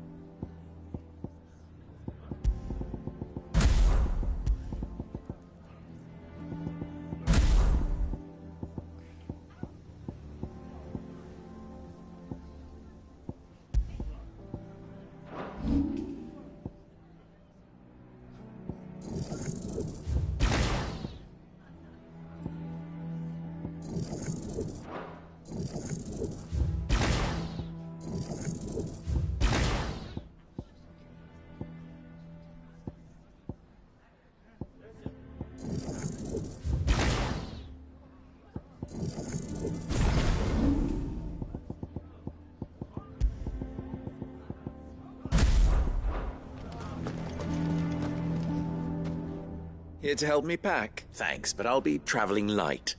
I'm almost finished already, in fact. You're really going to go through with this, then? I am. But before I go, there is one small issue I'd like your assistance with. Well, two, in fact. If it's within my power to help you, I will. It's the children. I refuse to let them share in my disgrace, and if I leave them here, they surely will. Our friendship would see them ostracized forever. But I can't take them with me either. I can think of only one place where they are certain to be safe, and provided for, and loved. The Hideaway. Of course. The children would be more than welcome. Thank you, Clive. I will not forget this. Lubor, are you still here? What is it, Ferda? You look pale. There's been a flood in the Velcroy. A damn big one. The League of Outlaws encampment was completely submerged in ether. What? Every last one of the bastards has turned. And they're headed this way. Bandits are one thing, but Akashic bandits are quite another.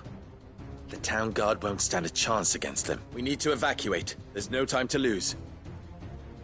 Ferda, gather the men. The Akashic may strike at any moment. We must make ready to cover the townspeople's escape. Well, what are you waiting for? Yes, my lord.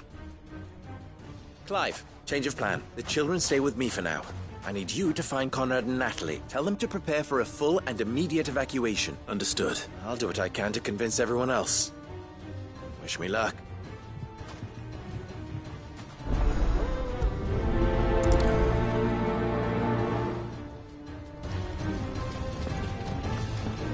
You have to listen to me. They're coming. We need to evacuate. Huh?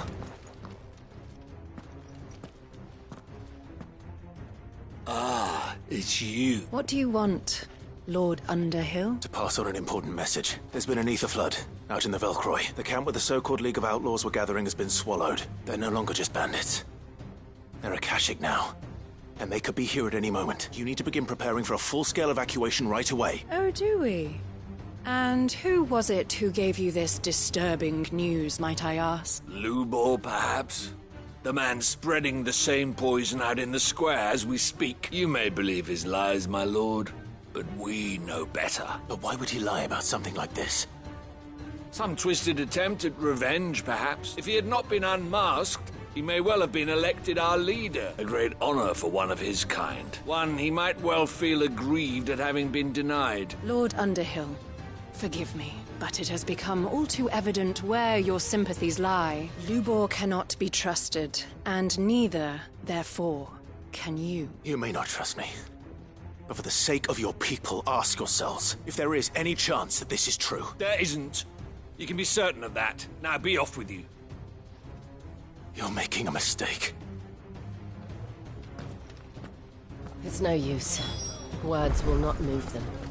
Then we must find another way to ensure Dalamil's survival. Right. Let's speak to Lord Ferda. I think we'd better shut up. What's Lubor raving about now?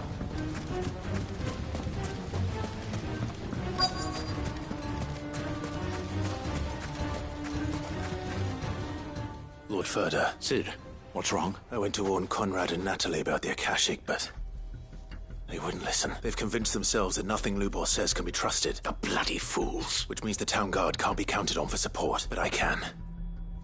If there's anything I can do to help you defend Dalamil, you only have to ask. I appreciate it. Sid! Ferda!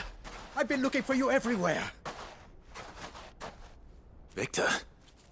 I thought you'd left. I couldn't abandon a friend in need, and Lubor is in need at this very moment. Come quickly.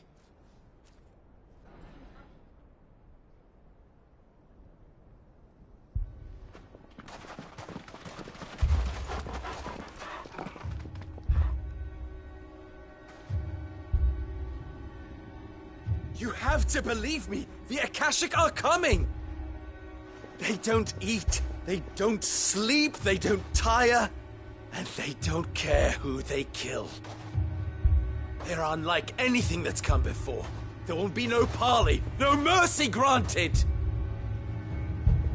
We may have saved the town once, but this is different. I do not ask that you forgive me, but please believe me. If you do not run, you will die. You will all fucking die!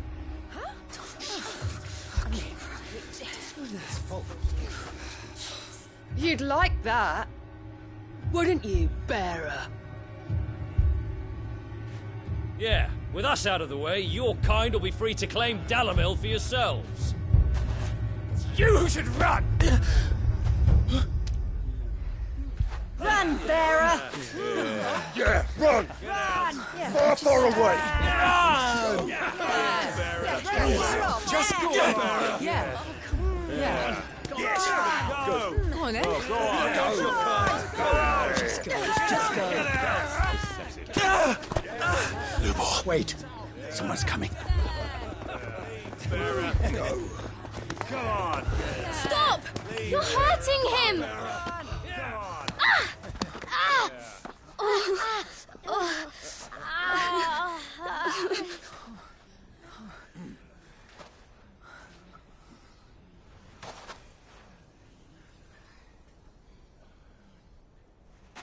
What did Lubor ever do to you?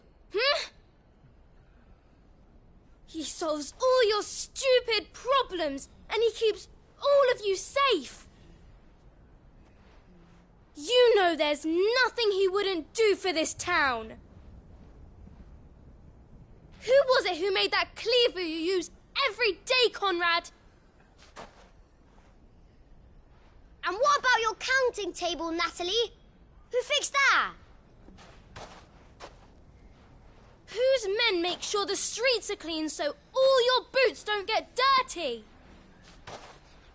Who spends all day, every day making sure things run smoothly round here? And none of you ever say thank you. Ever. But did Lubor ever complain? Well, does he ever stop smiling? He keeps this whole place going. And you act like it doesn't even exist.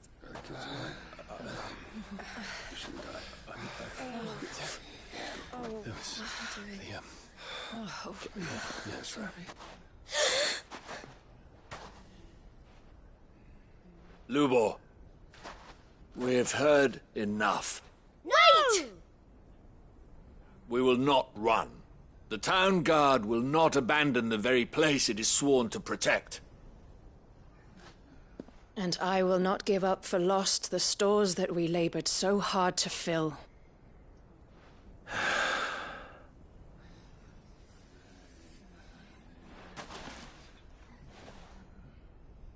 So tell us, how do you propose we deal with these Akashic of yours?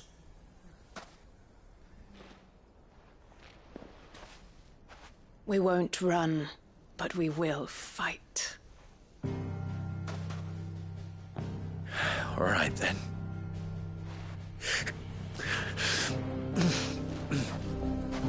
Fine.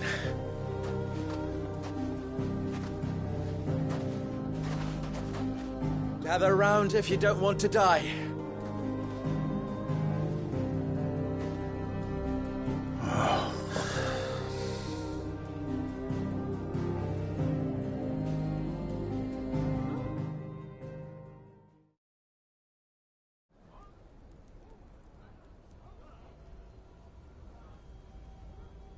Allow me to explain the situation. The ether flood occurred near the village of Cheratina, deep in the Velcroy. The place had been abandoned for years, until the League of Outlaws decided to make it their base of operation. Now they're all turned, and if the scouts' reports are correct, heading in this direction. They are mindless monsters, driven only by hate and rage. And they are utterly unpredictable. With the bandits, we at least knew how and where they were likely to attack. When these creatures come, Dalamil will have the bitterest fight it has ever faced on its hands. The town guard will muster at the north gate. The rest of us will take the south. Both forces will provide men to serve as scouts and messengers, ready to spread word of the size and nature of the Akashic force as soon as it is spotted. And as soon as it has been, we will converge on its position and see that it is driven back from Dalamil at all costs. Conrad, can I count on the support of the town guard? Always. I leave the selection and coordination of the messengers in your hands, Victor, and the command of our men in yours, Ferda. if you would both be so kind. Consider it done. As you wish. Natalie, I would ask that you and your people have the townsfolk barricade themselves inside the bathhouse. And tell the merchant not to waste time securing anything beside the essentials. Preserving life is our one and only concern. As long as we survive, it doesn't matter what trinkets we might lose. Our riches can be regained. And if anyone doubts that, let it be known that the Briar's Kiss stands ready to cover any losses. Very well. I shall tell them. Where do I fit into this plan? Where else but the most perilous place of all? I would like you to travel to the home of our erstwhile League of Outlaws, Charatina itself. The main host is most likely still there, and Dalimil will not be safe until it is eradicated, root and branch. A little gardening. How pleasant. I doubt it. I have a feeling these weeds will be particularly stubborn. Luckily, so am I. So you are. All right then, we all know what we have to do. Now it's simply a matter of doing it. For Dalimil.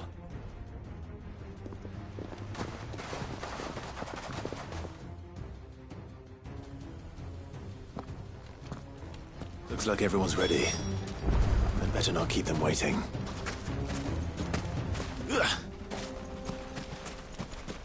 Good. That will keep some of them out. Any man sighting an Akashic is to raise the alarm immediately.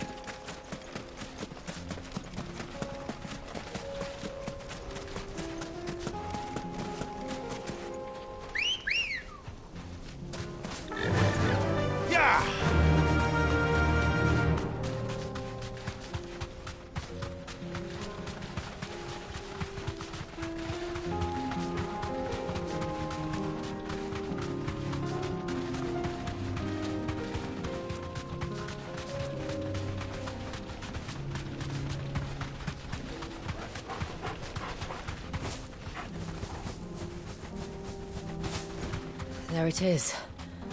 The flood. But what's waiting for us inside?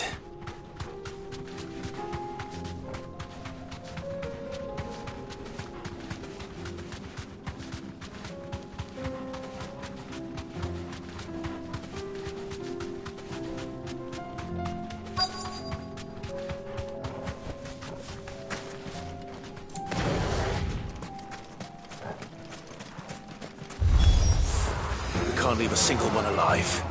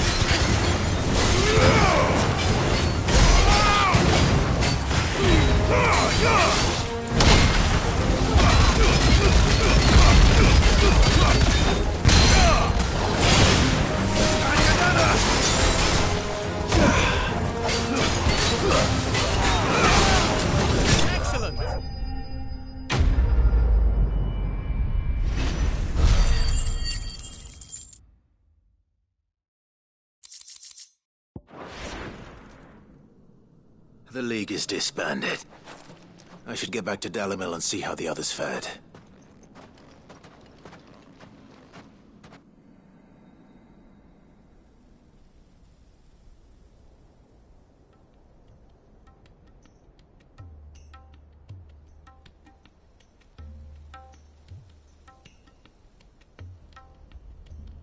All the Akashic we were able to find have been dealt with. Seems that might be the last of them. Last of them here, perhaps. Lubor, Sir Clive has returned. Clive! What news from Charatina? It's done. Root and branch. I knew you wouldn't let me down. Thank you, my lord. Friends, the Horde has been driven back. The Akashic have been defeated, and we need not fear the arrival of any more, thanks to Clive. Victory is ours. We bloody did it! We saved Dalimil. Lubor, allow me to apologize. After all you have done for this town, we should never have doubted you. But we did. And for that we are truly sorry. We only hope that you can forgive us. We need you, Lubor. Dalimil needs you. So, if you would still like to be considered for the position of mayor, you have our backing. You do remember that I'm a bearer, don't you? We do. But that is not a stain on your character. It is a stain on ours. We thought only of what we perceived bearers to be, not what you truly are. The man who saved Dalimil twice over. I see. But I will only accept your proposal on 2 conditions. Name them. Firstly, that you will both do everything in your power to rally your people to my cause. If the Town Guard and the Merchants League do not accept my leadership, it will be doomed from the start. Unity is the key to defending Dalimil, and I do not doubt that we shall need to call on our combined strength again. When that time comes, I will expect us all to pull together, just as we did today. Of course. You have our word. And secondly, you will accept that if I am to lead you, the mistreatment of bearers must end here in Dalimil. Any bearer within our walls shall be afforded the same rights as any other citizen. They will not be judged by what they are, but who they are. As we failed to do, and came so close to losing everything. We agree to your conditions. And we have only one in return. That you continue to work for the good of Dalimil, as you always have. Condition accepted. Well then, it seems my mayorship is all but confirmed. Do I get some sort of special hat?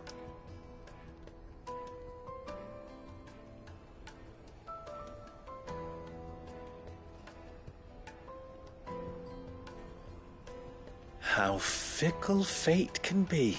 Not so long ago, I had resigned myself to leaving Dalimil in disgrace, and now I find myself her leader here.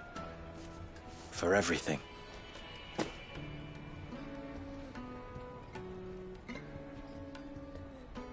Lubor, about the children. Fear not. You are, of course, relieved of your responsibility. I would sooner face another horde of Akashic than see them brought up as outlaws. I'll make sure they're safe here. I don't doubt that you will. And not just the children, but everyone in Dalimil. I'll do my best. Can't have all your hard work going to waste.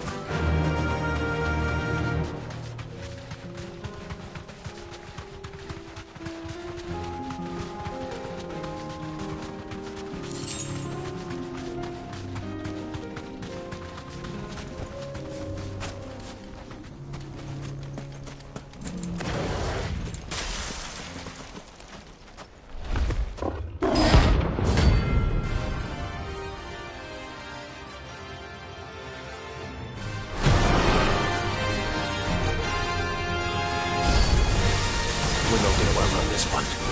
Stay close, Torvald.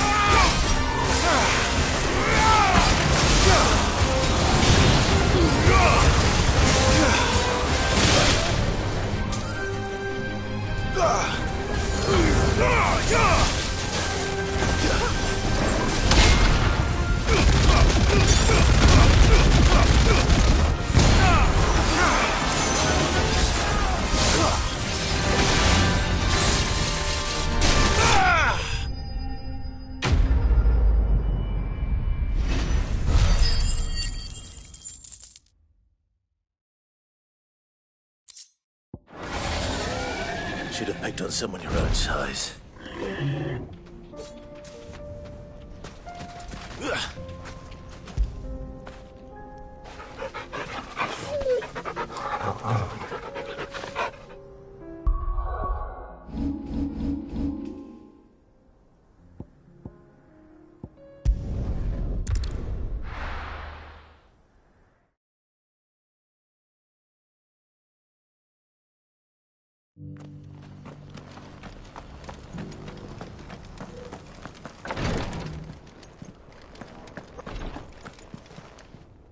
Lord Marquis, if you have a moment. What is it, Cyril? One of our brethren lately journeyed across the strait in order to pursue a new avenue of inquiry in our ongoing investigation. He sent an owl some while ago, but we have heard naught from him since. Was he surveying another fallen ruin? No. The object of his study was a savior cult that has arisen in Ash in recent years. We believe it may have some connection to the Circle of Malleus, an ancient religion that worshipped Ultima as its god. By gaining an understanding of this new faith, we hoped to learn more of the Circle's original beliefs. And so you sent one of your brothers to Ash? A continent teeming with orcs and Akashic? Fully cognizant of the risks, yes. I entrusted the mission to one of the most able of our order. The third chair. A master of the arts of combat and survival both. Though he has been silent for some days now, I have thus far refrained from sending any others in search of him, lest they be lost in turn. Yet, it seemed only right to inform you of the situation, given your unique experience of the perils of Ash. For as you so earnestly advised me, it would not do to abandon a man to his fate, when he might yet be saved. It would not, but Ash is a big place. Can you be any more specific? Perhaps. The last owl I received from him mentioned a village where he had heard the cult were wont to assemble. Mickleburg was its name. It lies in the southern reaches of Waloed. If aught ill befell him, I expect it did so there. Right. I'll see what I can do. You are much too kind, my lord. Go then, with my hopes, and may the Firebird's flame ever burn in your heart.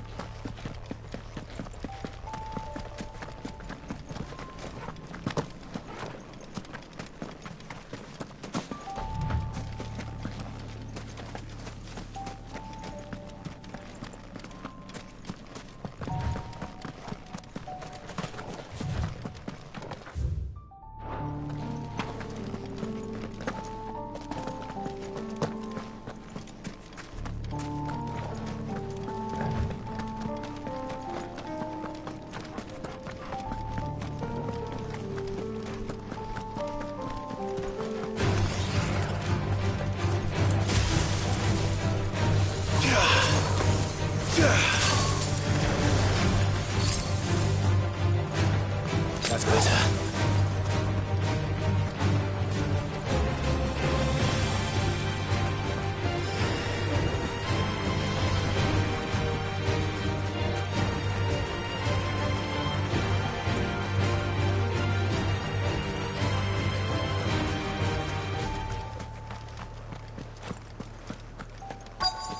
Might this be Mickleburg?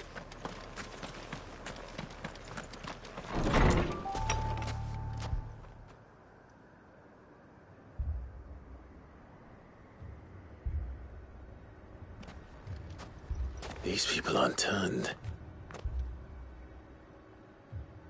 And the village seems safe enough at least.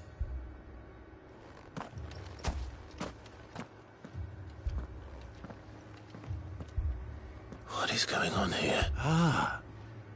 Did you, too, heed the call? Heed the call? No, I came here looking for someone. To be honest, I wasn't sure I'd find him here. Let alone all of you. Is that so? What are you doing here? Is this where you live? It is my home.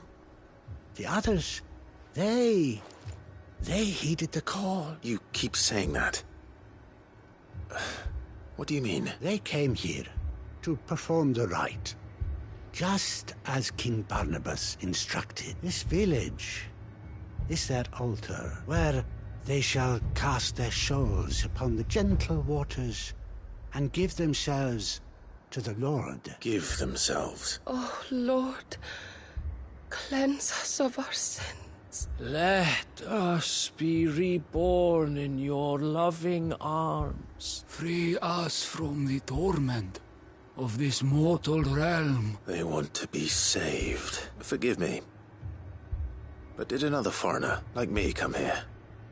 He was probably wearing a cowl.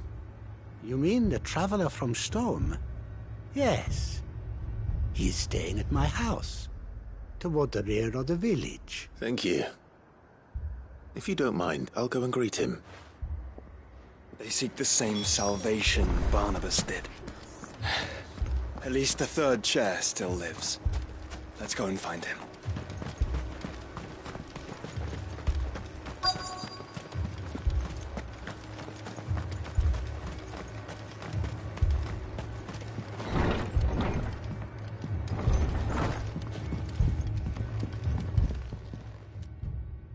Excuse me. Are you with the Undying? I am. And so it would appear, are you, Lord Rosfield?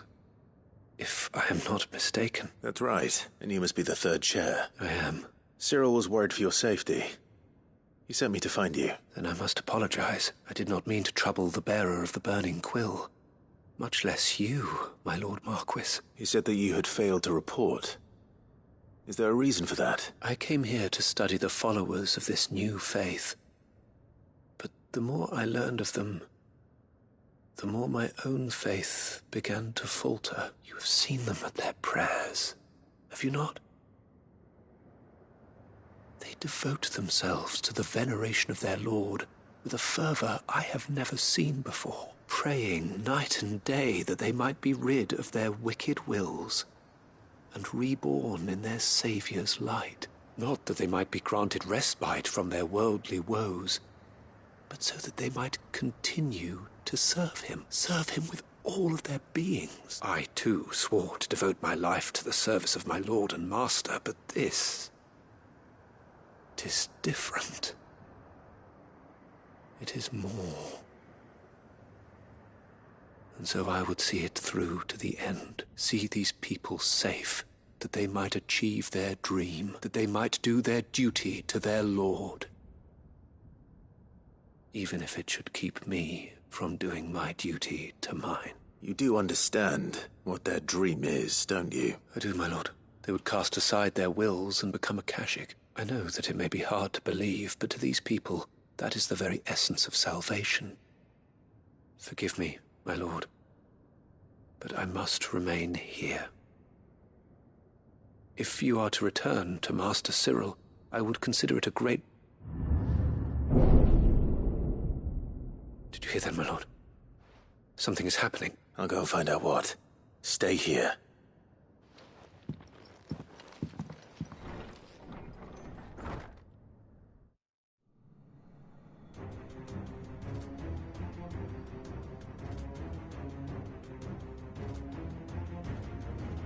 Beneath the flood. Oh no. There must be something I can do.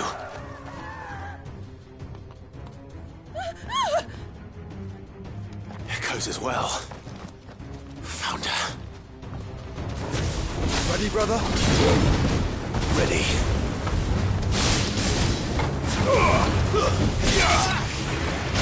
There's more!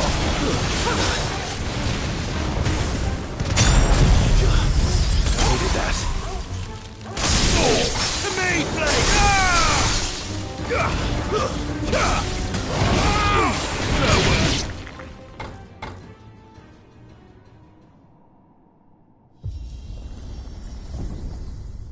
What now?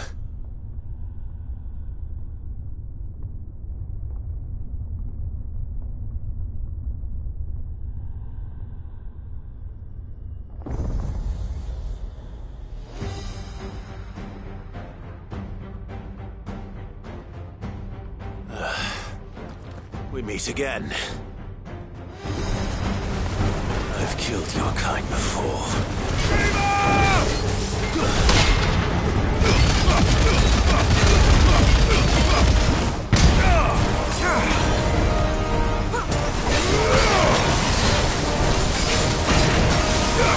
Nice try. Too slow.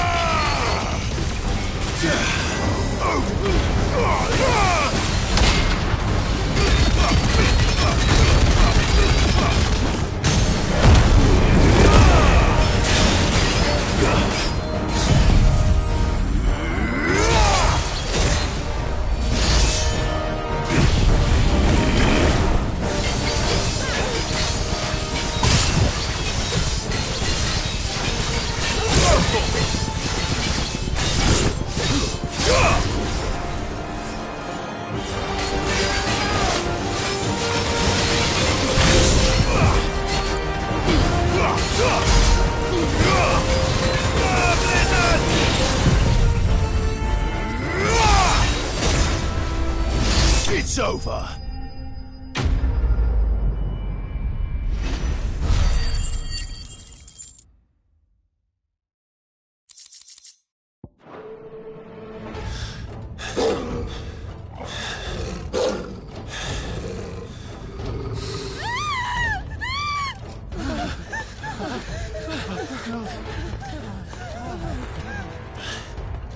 Damn it.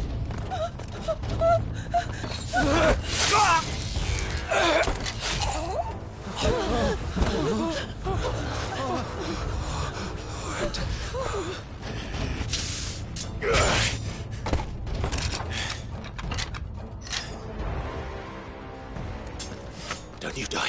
Come on, speak to me. I had to save them, that they might have a chance to find true salvation. By devoting themselves to the service of their Lord.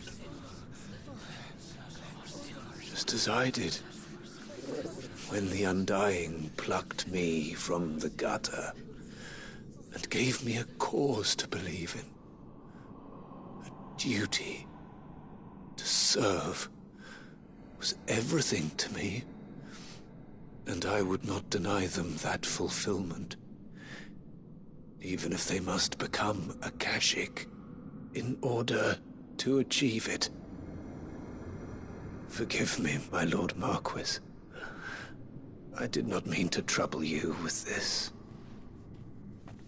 My findings.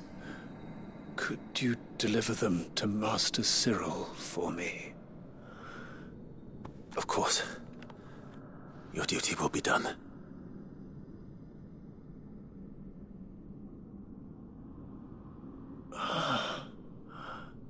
Look, my lord. They are saved.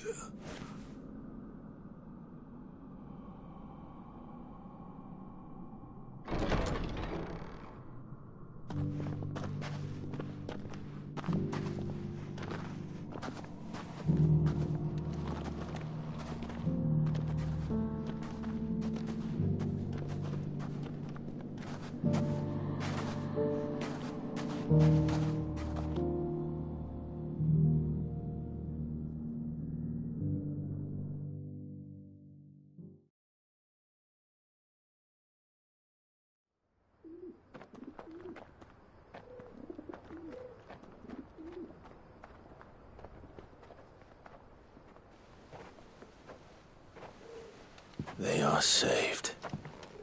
Founder. I should get this report to Cyril. Opportunity beckons.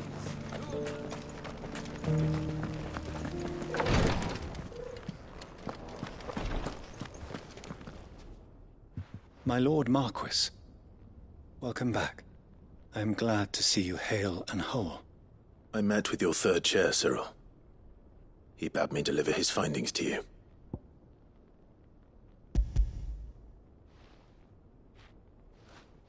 Thank you, my lord. He remained in Ash? He died protecting the villagers from an echo. I buried him in Mickelberg. I'm sorry that I couldn't save him. If you could not save him, no one could. The villagers, they were believers in this savior cult. They prayed to their god that they might be unburdened of their wills. Then an ether flood came, and their wish was granted. Your brother sacrificed himself that they might live, even knowing that that life was death by another name. Then he perished defending liberty. A hero's end. For the right to choose how one dies is no less sacred than the right to choose how one lives. Sid would agree. He wanted to build a world where people could die on their own terms. A noble ambition. To die for one's cause is the most perfect expression of one's faith. It matters not how misguided others might judge one's decision to be, only that the decision is one's own. We live according to the teachings of our order. We believe in them, we protect them, and yes, we die for them. For better or worse, that is our creed.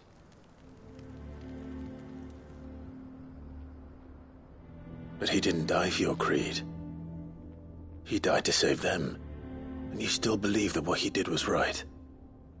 I believe that he believed it was. We of the Undying are not slaves, but willing servants. And this was his will, the ultimate expression of it. All right. I'd like to know this man's name, Cyril. To know the names of all the Undying who've fallen in the line of duty. They died serving my house. It's only right that I remember them. That is my duty. Of course. I shall fetch the Book of Martyrs at once. My lord, it has been, and shall ever be, the greatest honor of my life to serve House Rosfield. Though our duties may differ, yours is no less important. I pray with all my heart for your success. And were they here, I have no doubt but that every one of my fallen brothers and sisters would feel the same.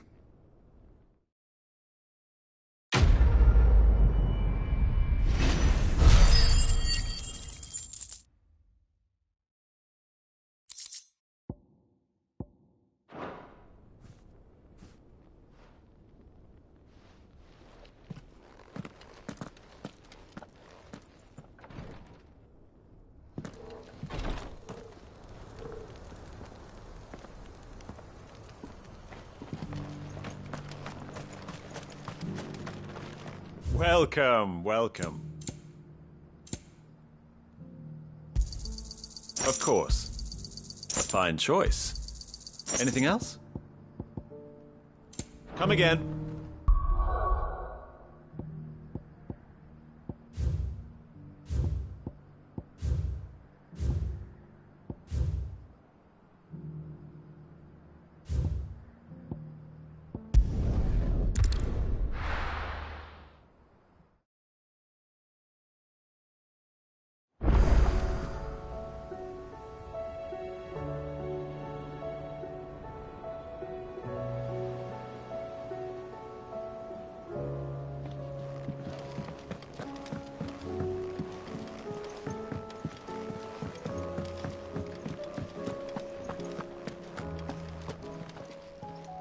Still alive, are you? Coin purse weighing you down? You're rubbing me blind, you know. It'd better all be here. First the skies, then Christopher. Not Sancfordian, do you? Not bad, if I do say so myself.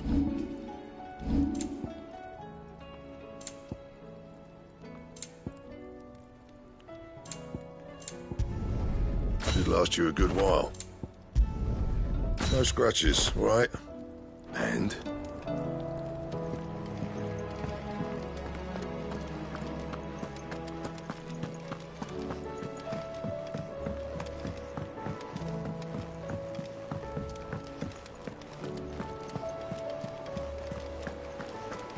There's something about it.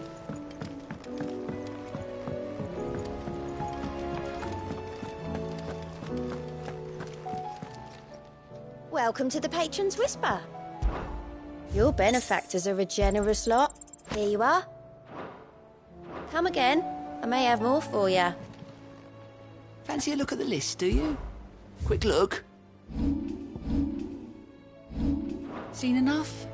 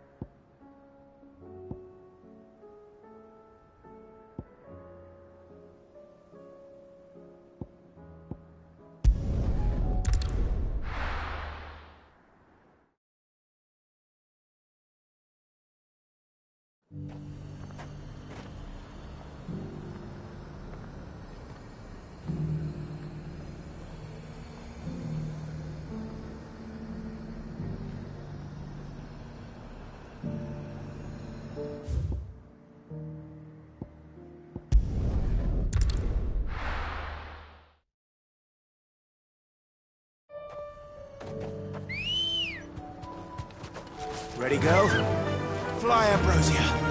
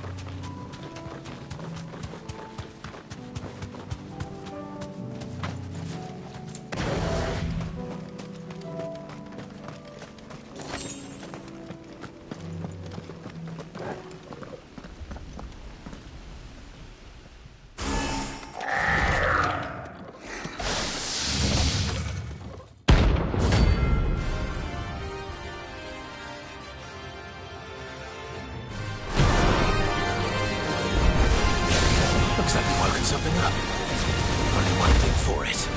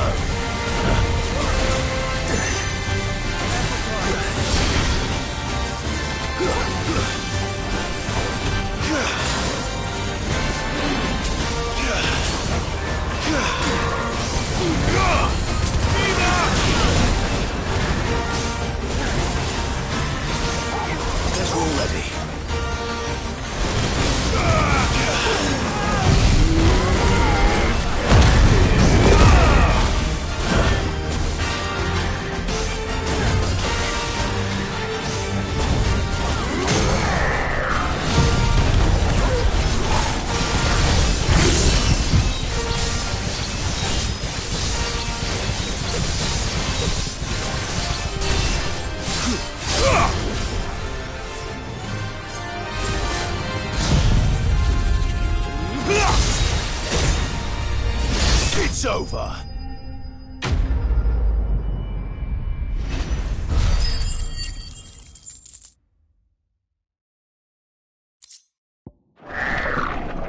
Sweet dreams.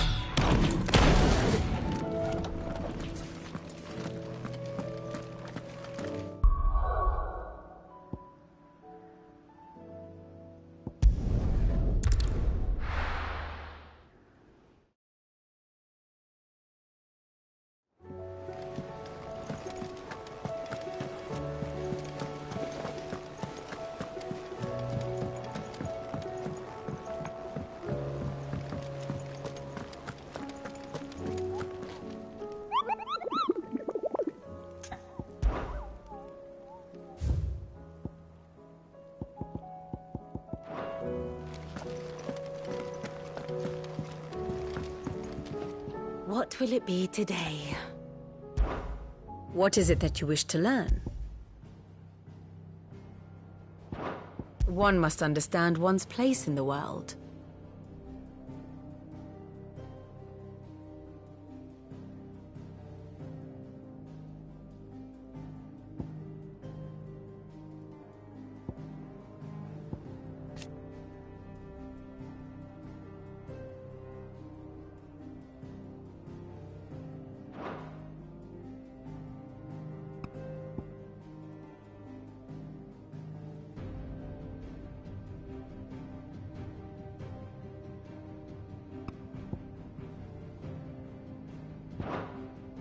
Very good.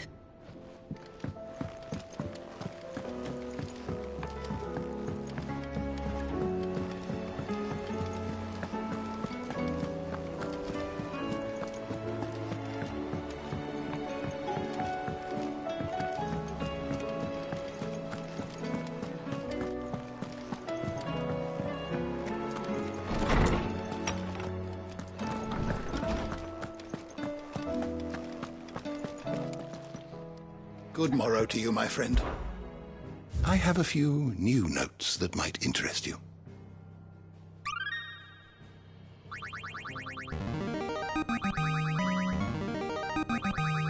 I have quite the find for you today.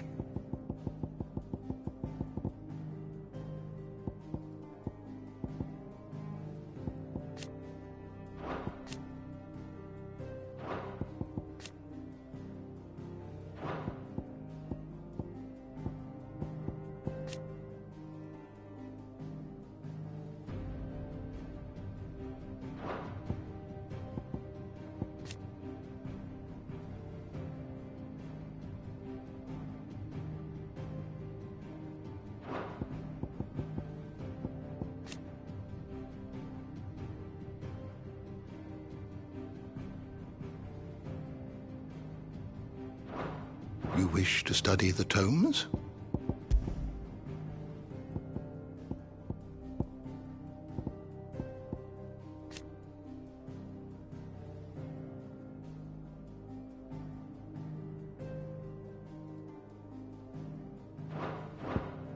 You are always welcome, Clive.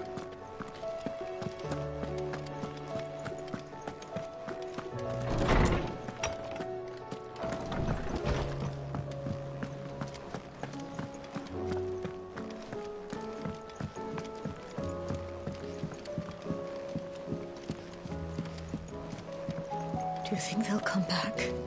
Of course they will. It's just a big crystal. How hard could it be?